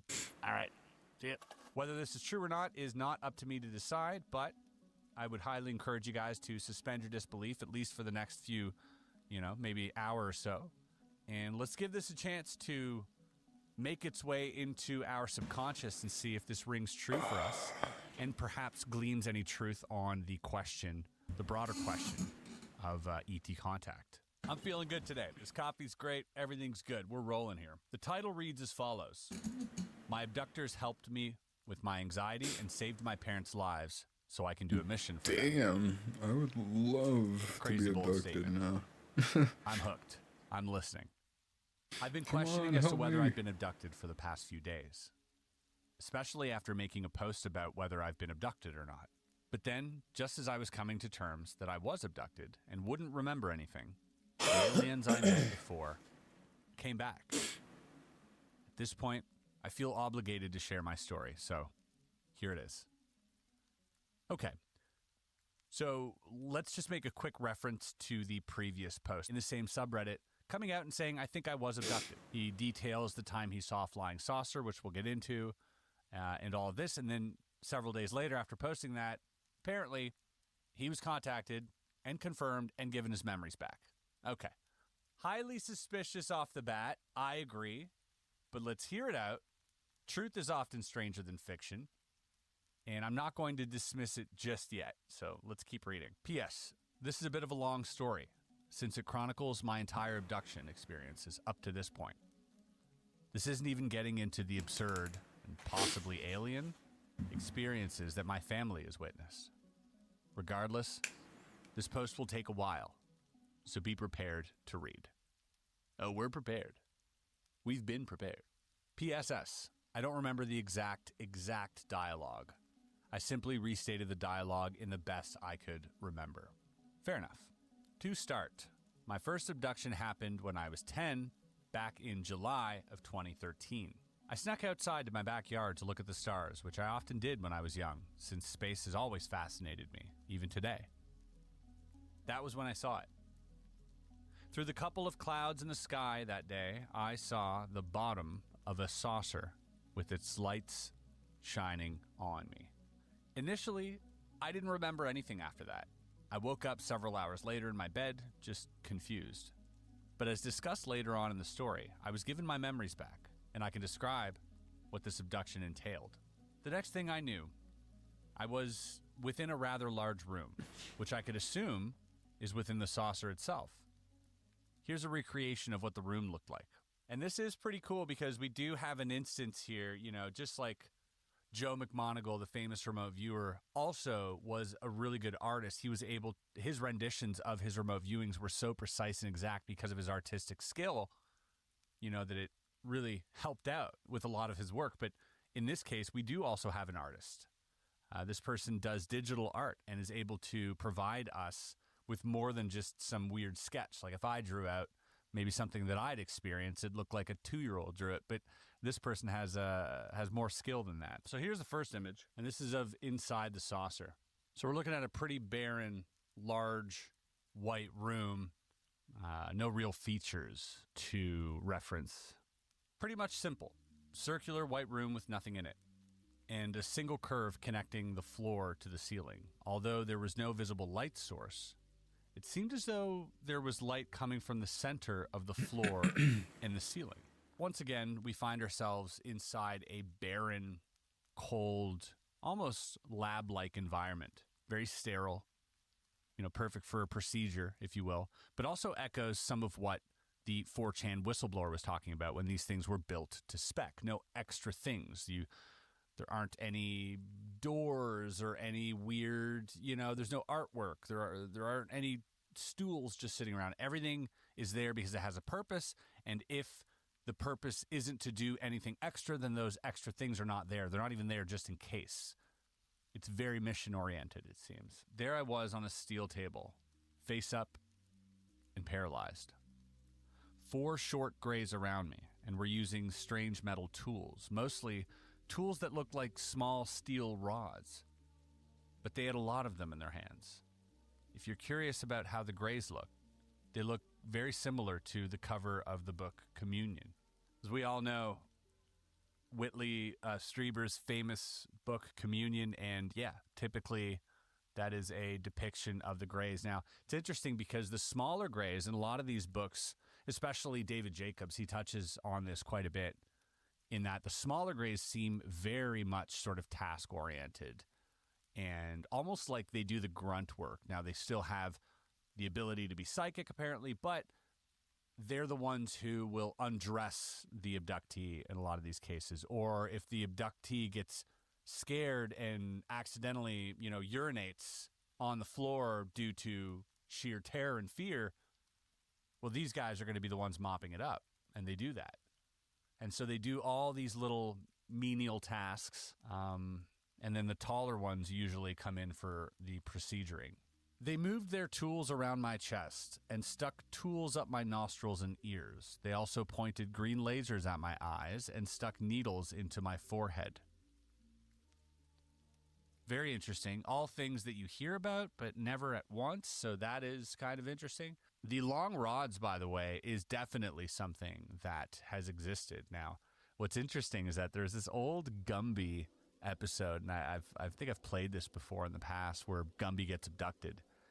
And it is your quintessential abduction scenario with the Greys. And they also say, we've exchanged abductions to help our future selves, and we've given you technology in exchange. Wildly deep episode of Gumby. But they do also hold this long rod, which I think Whitley touches on. I think there's a lot of abductees that talk about this rod and sticking things well up, people's nostrils. It hurt a lot. I was hyperventilating in pain, in confusion, in fear. It felt traumatic at first. But then all of the pain stopped when I heard it. Calm down, my sweet child, rang in my mind. It was a telepathic message. Through the wall, a tall gray phased through a floating white chair. She wore a long, long dress with the same shade of royal blue as the shorter grays. She was looking right at me. I knew the voice came from her somehow. Upon her saying that, all fear and pain washed away from my body. Even though there were tools and needles in my head at that point, I felt calm, happy, comfortable even. Now, this is very interesting because here we sort of, touch on a little bit of this female entity again that was described by Whitley Strieber and so many others. You have a taller, gray that seems to be somewhat in charge, at least, of the procedure. It stayed like that for what felt like a couple more minutes. With me happy, the woman staring at me, and the 4 grays touching my head with tools. Eventually, though, the 4 Greys stopped working on me. I, still paralyzed, suddenly started being lifted in the air. The bottom of the room lit up in a blinding light.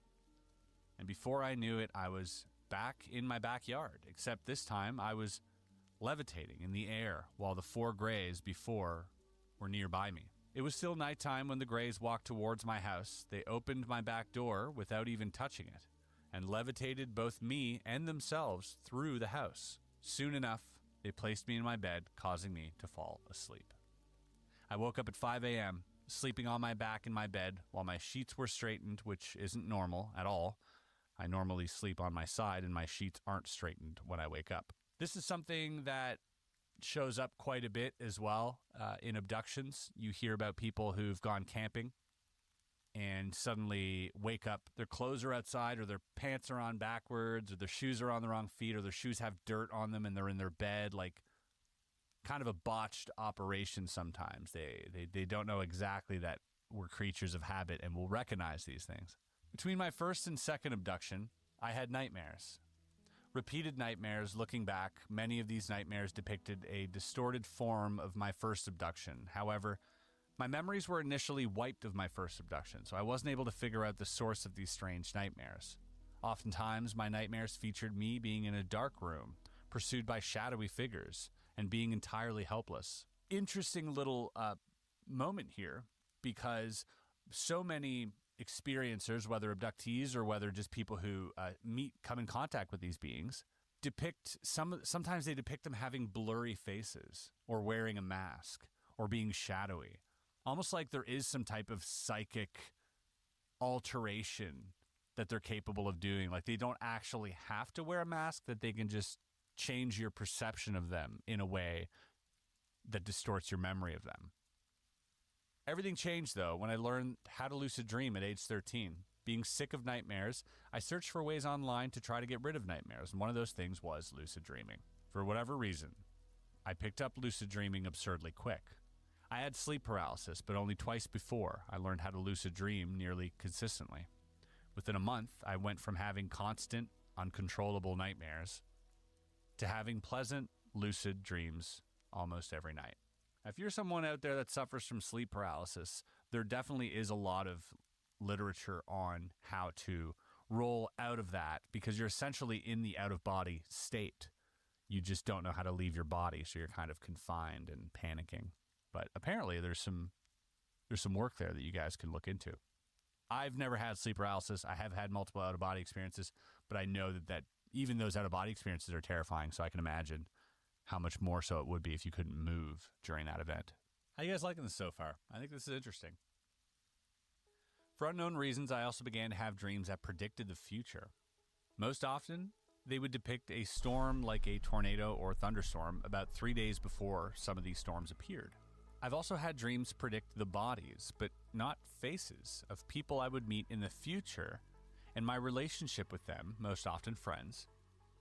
And even dreams predict rooms that I'd be in, despite me having never been in said rooms. These clairvoyant dreams happened once every couple of weeks uncontrollably and would feel stronger than a normal dream or even a lucid dream. Regardless, as time went on, I improved my lucid dreaming skills more and more over the next few years. As I grew to ages 14, 15, and 16, my control over my dreams became stronger and more effortless. Now that seems to track. If you're into lucid dreaming, it is something you can practice. There's work by a parapsychologist by the name of Rupert Sheldrake as well that really talks about how some dreams have precognitive elements in them, and that he encourages dream journaling, which is basically keeping a journal by your bedside, and any recollection you have of the dream, just write it down, because those memories fade pretty quickly, as I'm sure most of you know. And that if you jot down some of the elements that are present in these dreams, you might find that some of them might actually end up being precognitive, meaning they predict things that will happen. We've also seen precognitive events in out-of-body states. I made a 3-part series on the gateway and leaving your body. In the 3rd part, we talked to Graham Nichols, who left his body and during then witnessed an explosion on Old Compton Street in London. This was witnessed by 5 other people, that he told 5 other people about this, and then 5 days later, an actual bomb exploded at that very location, the pub that he said it was going to explode in. I don't dismiss the precognitive idea so quickly. This is going to be the forefront of science in a few years, I guarantee it. Then came my second abduction. I went to sleep on the night of April or May in 2019. I was 16 then.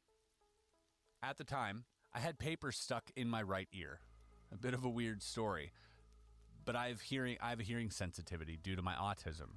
And before I chose to get noise-canceling headphones, I would block out noise by covering my ears with crumpled paper. One of the crumpled bits got stuck in my right ear, though, so oops. Anyways, unlike last time where I was conscious on my trip from the craft, I simply appeared standing in a small corridor of sorts. At first, I tried to check if I was dreaming, which I do by attempting to manipulate the world, checking my hands to see if they look normal, etc. But to my surprise, it seemed as though I wasn't dreaming. To my left of that corridor was a wall of several switches, lights, and latches. It looked sort of similar to the front of a really old computer of sorts. Naturally, I didn't bother touching any of them. To the right were 2 short grays, standing there in the same blue jumpsuits that I saw them before. I felt terrified at first, of course, especially since I forgot about my first abduction at that point. But then I saw the tall alien I met before, telepathically saying the same thing she said before. Calm down, my sweet child, my sweet little child. My fear washed away as the 2 aliens and I walked towards her. The room we were in looked exactly like my abduction room, except I had 4 beige doors that looked like this. These doors are capable of sliding upwards for someone to go through them. The 2 aliens took similar metal tools to the ones they used last time, although they didn't stick any needles into my head or anything. They just quickly moved the tools around my body. The gray on the right did notice something in my right ear, though, and reached in using these metal clamps to pull it out. My first thought was, who are you, and what am I doing here? Which she responded with, I am your watcher. I will answer your other questions later. Now follow me, she telepathically said, and I followed her through a beige door that opened by sliding upwards. The window showed outer space. It looked beautiful, but it was more or less space. My watcher told me to look at her, which I followed obediently. Staring into her big, deep eyes, I can tell her eyes weren't just pure black, but were rather a very, very dark blue. Her skin was also relatively a bit more green compared to the other shorter grays I saw earlier. After staring into her eyes for a bit, she then said that, now you can see. I looked back through the window and my goodness, it was space, but far, far more magical. It looked like your typical artist's painting you'd see when searching up HD wallpapers of space. But somehow, even better than that. It's like I could see red-like hues, green and yellow-like hues, and purple-like hues that were hues that you normally couldn't see in real life. My watcher told me that this is what I could see if I could master my mind. I then woke up, laying on my back with straightened sheets once again. At the time, I woke up with no memory of what actually occurred, although I did notice later that day that the paper stuck in my right ear was completely gone. In addition, in the following years, I would have lucid dreams where I could see colors I couldn't see in real life. I was never sure where these dreams came from or why they happened, at least not until recently. So let's pause here for a second. I do have a base theory running currently, or a hypothesis that I'm kind of putting together based on a lot of research and a lot of stories and everything else, and something really rings true to me, which I'll eventually get into more deeply once I've really rounded off, the jagged corners of this hypothesis. But I believe to a certain extent that we are interacting with a system, that we're not directly interacting with the intelligence behind the system, but that this system does have an intelligence, just not one like you or me. It's an automated system, I think. It's very procedural, and this system, could be around for many different reasons at the same time, including possibly manipulating or maintaining the, human presence on this earth, among so many other things, maybe even the flora and fauna and all sorts of other things. But I think that that's kind of maybe what we're interacting with 50% of the time is this system. This system has these beings, these genderless beings that seem task-oriented, that, do these mundane tasks. They also have these larger beings that seem a little bit more empathetic, that are able to psychically calm you down, that are almost there to reassure you constantly so that the trauma perhaps doesn't affect, the test subject. If you go into an enclosure with a panda, a lot of times they dress up as pandas not to alarm them, and they don't want to affect their natural habitat because they want that natural state to develop without their interference. And so maybe they're just trying to calm us down, right? And like wipe our memories so that everything remains. And they've seen that, if they don't do that, there's trauma and it kind of affects the subject. But anyways, so really three things happen. Three things that happen across the board with the abduction concerning these type of extraterrestrials, in regards to this system. It seems like three things happen. One, you get taken and experimented on, and I don't mean experimented as in they don't know what they're doing. I mean, there are procedures that happen. There are a variety of procedures that seem to be the same among abductees, but different between male and female, troubling procedures that do happen. Number two, after the procedure is done, you're given a tour of the ship. A lot of times, people are given a tour of the ship and are shown beautiful things. Kind of what's happening right now. Even in the case of Chris Bledsoe, he was given the tour where he said he was in a bubble looking around. They showed him the pyramids. They showed him all these beautiful things on Earth. These tours happen across the board, again. And the last thing they do, and I don't know if that's what we're going to get into, but the last thing they do is they show you terrible things. They show you nuclear blasts and famine and war.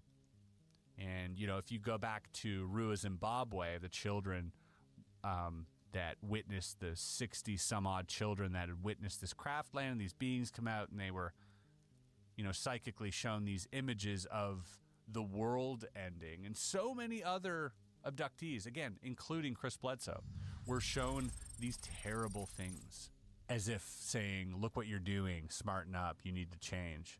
It seems like that is pretty par for the course, and it seems like it might be an automated system at this point, because I think it's too frequent and it gives nothing.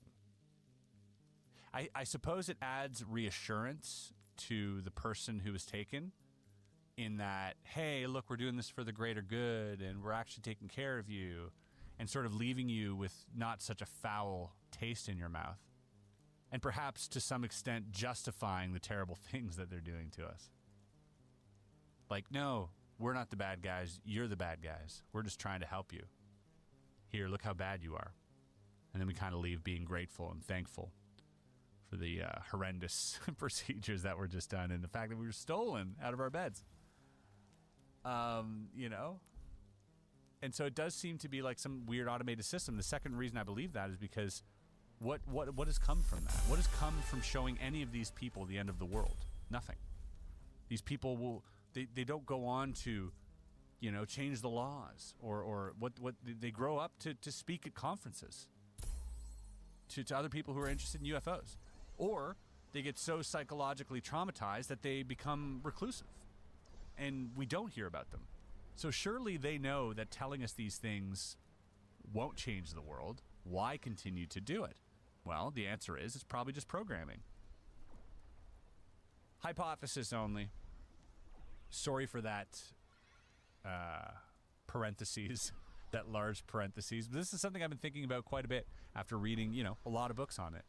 And it does seem to match up in a certain way. But let's see what this gentleman, or I don't even know, is this male or female, what this person has to say. 3 years later, 19 years old, I was abducted about 1 a.m. on October 30th, 2021, when the third abduction occurred.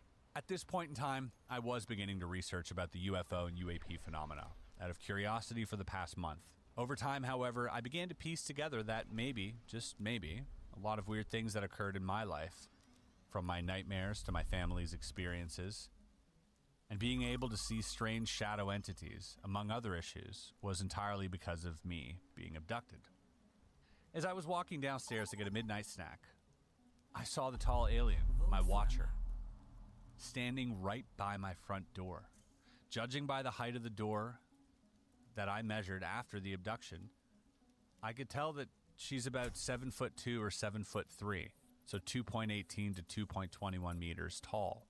Despite seeing an unwanted being in my house, seeing her made me feel calm somehow, as I heard the same phrase I heard before in my head. Calm down, my sweet little child. Wanting to get evidence, I lifted up my phone, which was in my hand at the time, and rushed to turn it on. But the instant I even thought to capture her on camera, she vanished. Come downstairs, I heard in my mind. I came downstairs, albeit cautiously. I had my phone on to capture them on camera and was ready to yell to wake up my parents if anything bad happened. The second I walked into my kitchen, though, I saw 4 short grays I saw earlier, and my vision blanked out. My first thought was to check if this was a dream by checking if my hands looked normal and trying to manipulate the world around me. I'm a pretty good lucid dreamer at this point, so I figured out how to discern dreams from reality. Both checks, however, seemed to suggest that this was, in some way, reality. My watcher said, "Look at me." And I looked. As she stared into my eyes and I into hers, my forgotten memories of my past abductions came flooding back. I am your watcher, Her voice echoed in my mind. but you can call me Mama. After that, I felt dizzy for a bit. She continued to stare at me while I had to close my eyes. Over the next couple of seconds, a dozen thoughts a second rushed into my mind. I answered all of your questions, she said, telepathically, her soothing voice.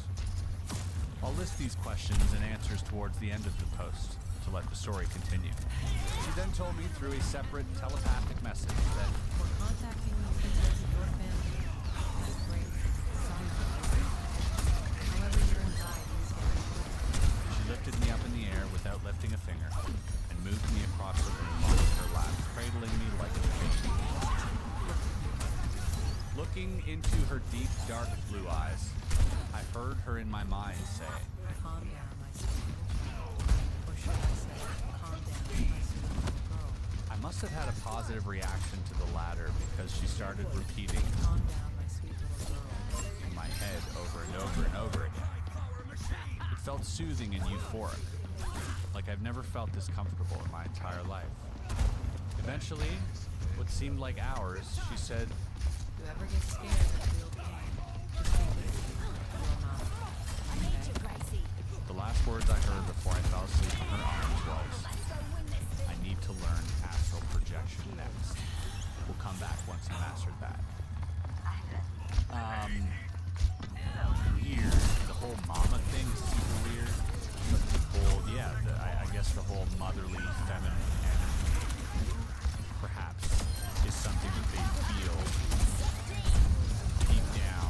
It's what would soothe us the most, is like the voice of a mother cradling you. I think that would be the best way to calm anyone down. I couldn't think of a better way of feeling more comfortable than the feeling of, your mother cradling you, telling you it's going to be fine. Interesting strategy to calm down the human. Suddenly, I woke up on the couch in my family room at 2:30 a.m., which was weird since I didn't even enter my family room from my memory. This was especially weird since I usually sleep from 8 a.m. to 3 p.m. or so. I'm never even remotely tired at this time. At first, I tried my best to dismiss what happened as a dream. It couldn't have happened, right? Wait, does this person sleep from 8 a.m. to 3 p.m.? They work the night shift or something? That's kind of a crazy sleep schedule. Yeah. They did mention that they were autistic, so perhaps there's something there that leads them to be more of a nocturnal person. In addition, I suffered from daily headaches and body pains, which was diagnosed as fibromyalgia by a rheumatologist in February.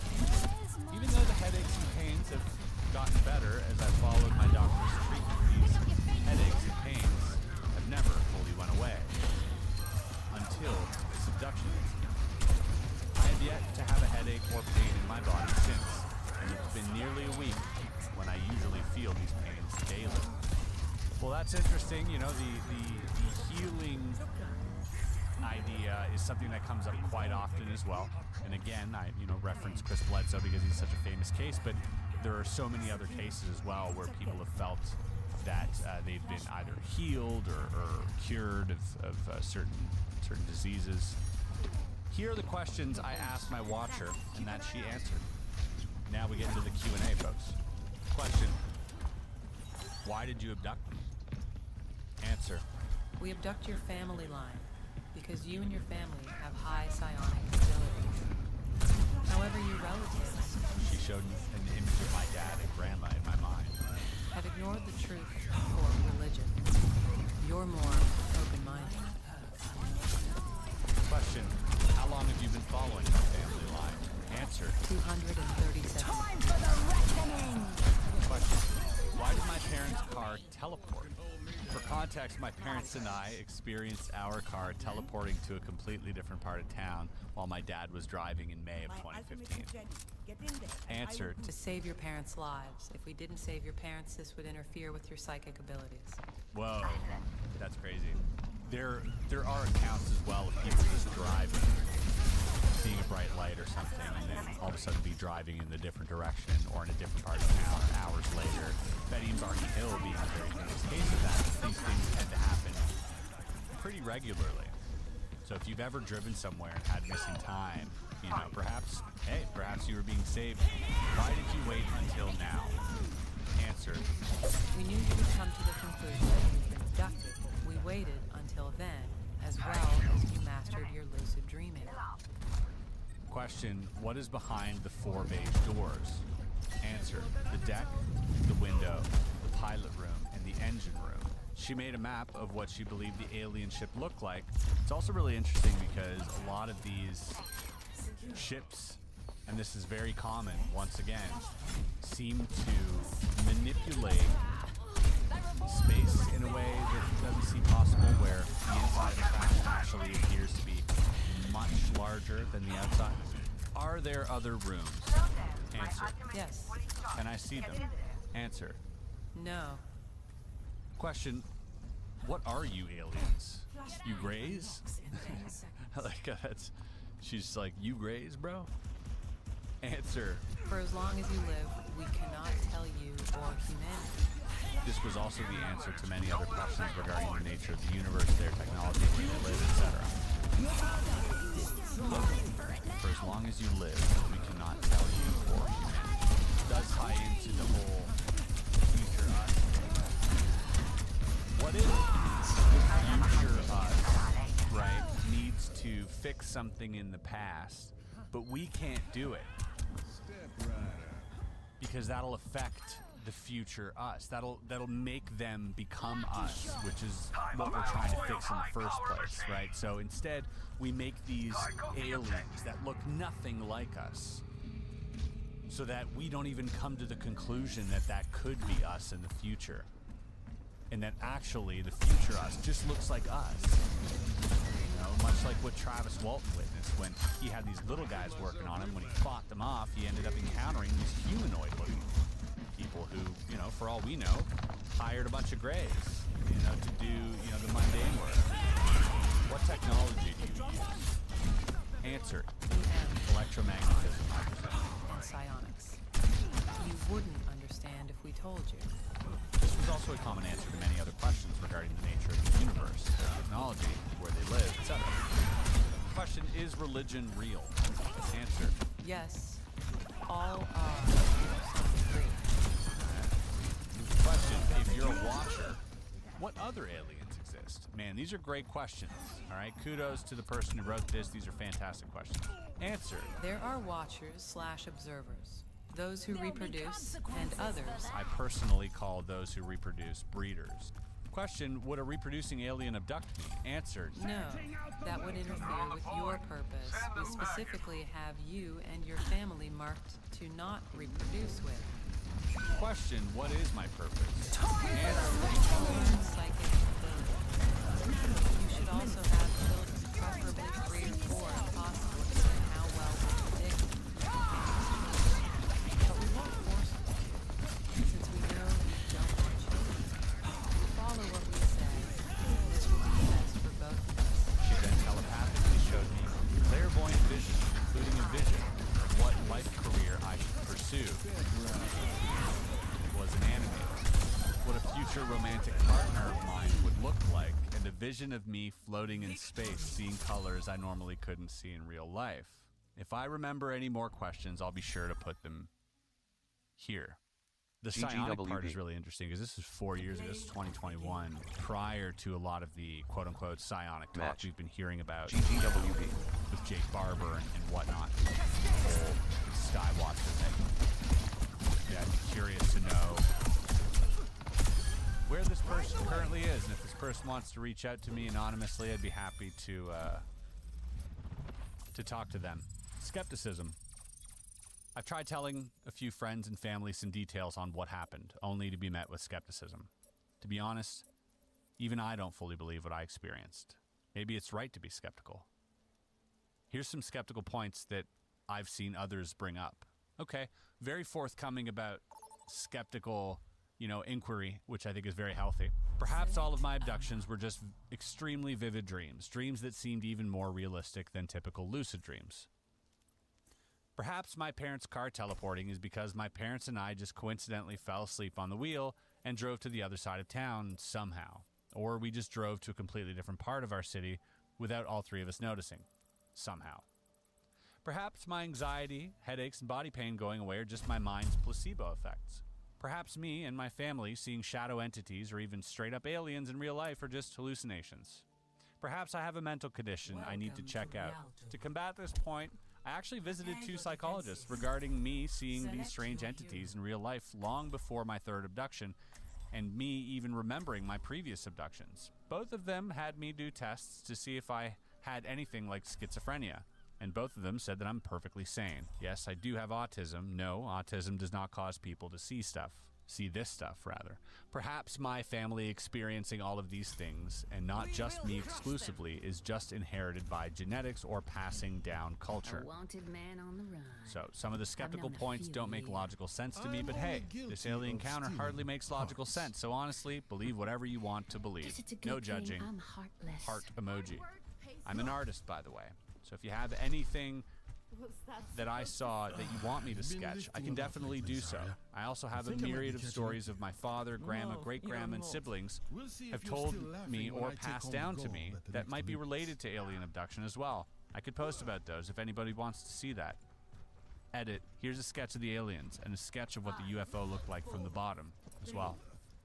First of all, I want to commend this person on coming out, If this is completely made up, fine. For what, 145 likes? Cool. Right. If this is real, I commend this person. I think they're very brave for, even talking about it, even anonymously. I think it's very difficult to talk about something that so many people would dismiss. Again, even anonymously. If you were to type this out, just like waiting for someone's response, and it's negative, that affects you.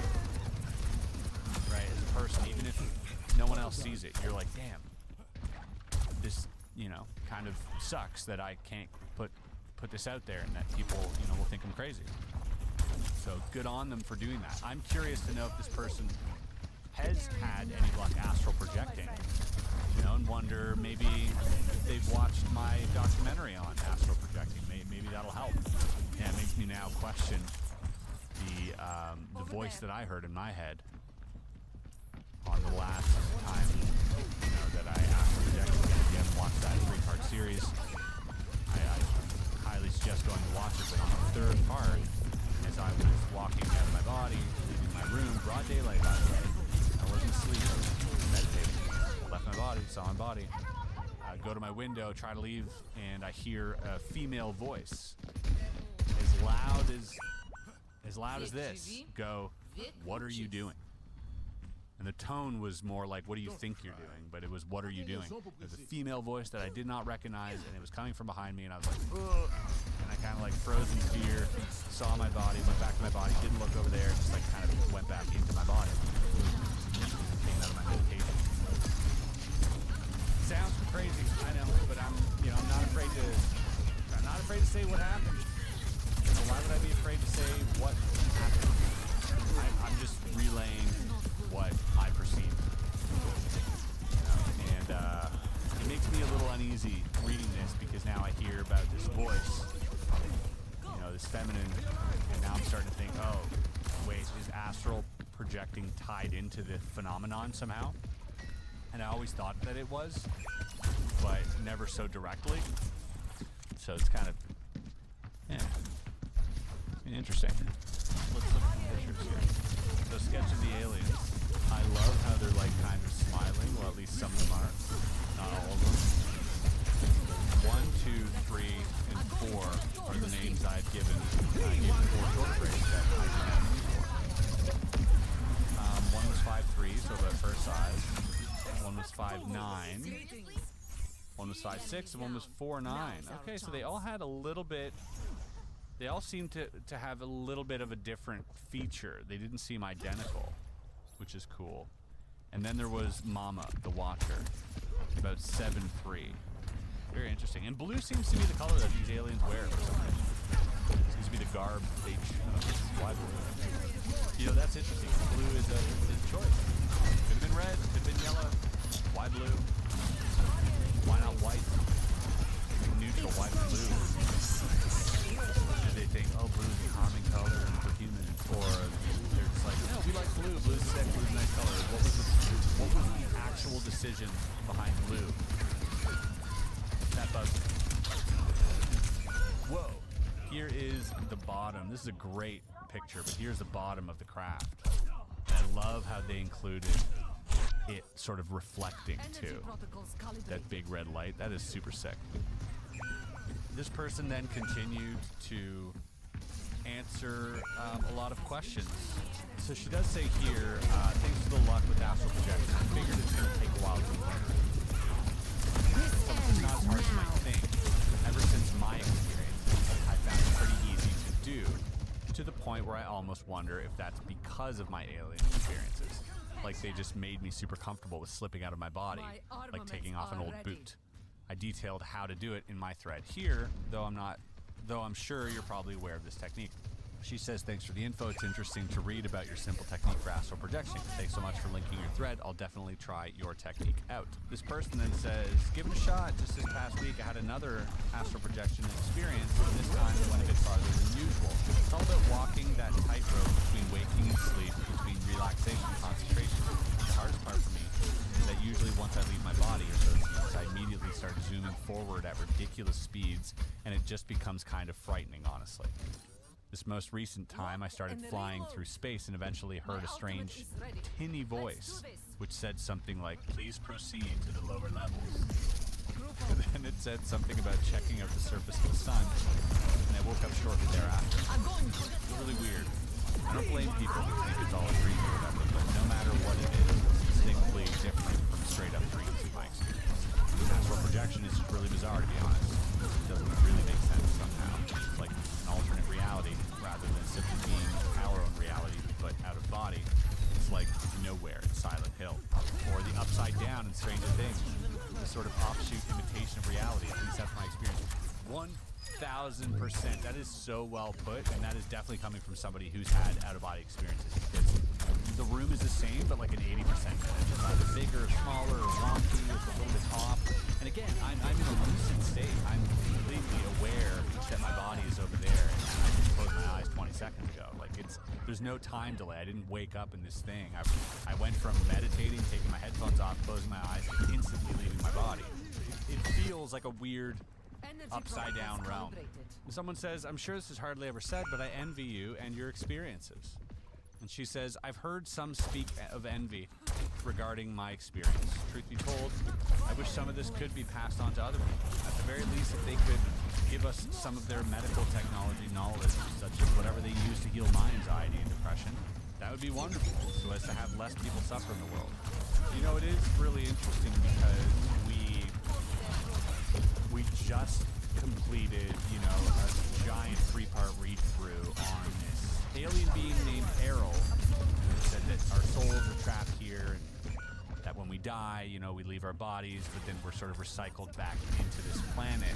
The astral projection part of it comes up here, you know, and then call that the soul or whatever you want, or consciousness, or your spirit or whatnot, but it seems like that might be a key to all of this, and it might really explain the U.S. government's interest, the Chinese government's interest, and the Russian government into the parapsychological, extrasensory perception, precognitive experiences, psychic connections, telepathy, telekinesis, all of these amazing, seemingly impossible feats of the human mind are all potentially, very closely, directly, and importantly related to the UFO phenomenon.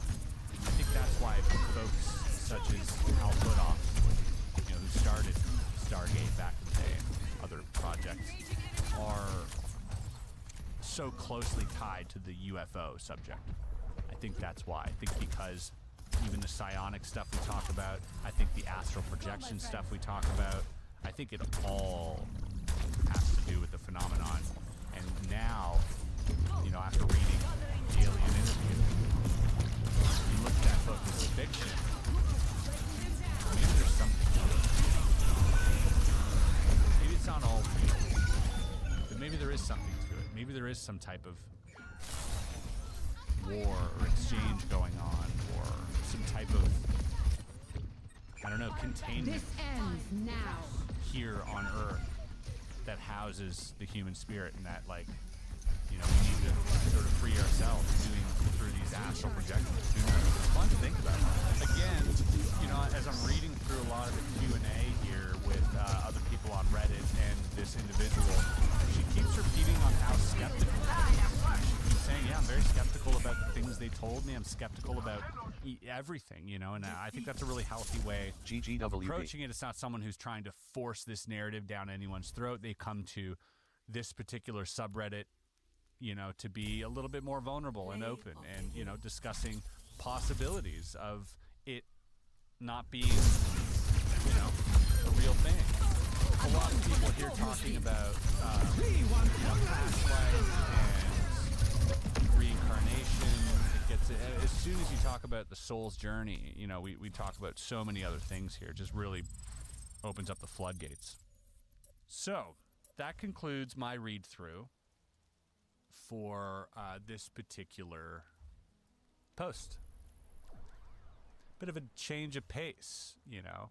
I don't think we've really looked into the abductee experiencer stuff so much. A lot of times we've been looking into government documents or, you know, whistleblowers. I think that this is definitely an important topic that we should be tackling, and it's something that I want to do a lot more of. And there is a catch-22 with approaching this particular subject, and the catch is, you know, having experiencers come forward without anonymity will undoubtedly at some point in their, like, it'll change their lives, right? Because people might start treating them differently, people close to them, and it's a very vulnerable thing. And on the other side of that, I never want to be exploitative of these people, because the last thing I want to do is monetize off someone's trauma. I'm fascinated by this, and I genuinely want people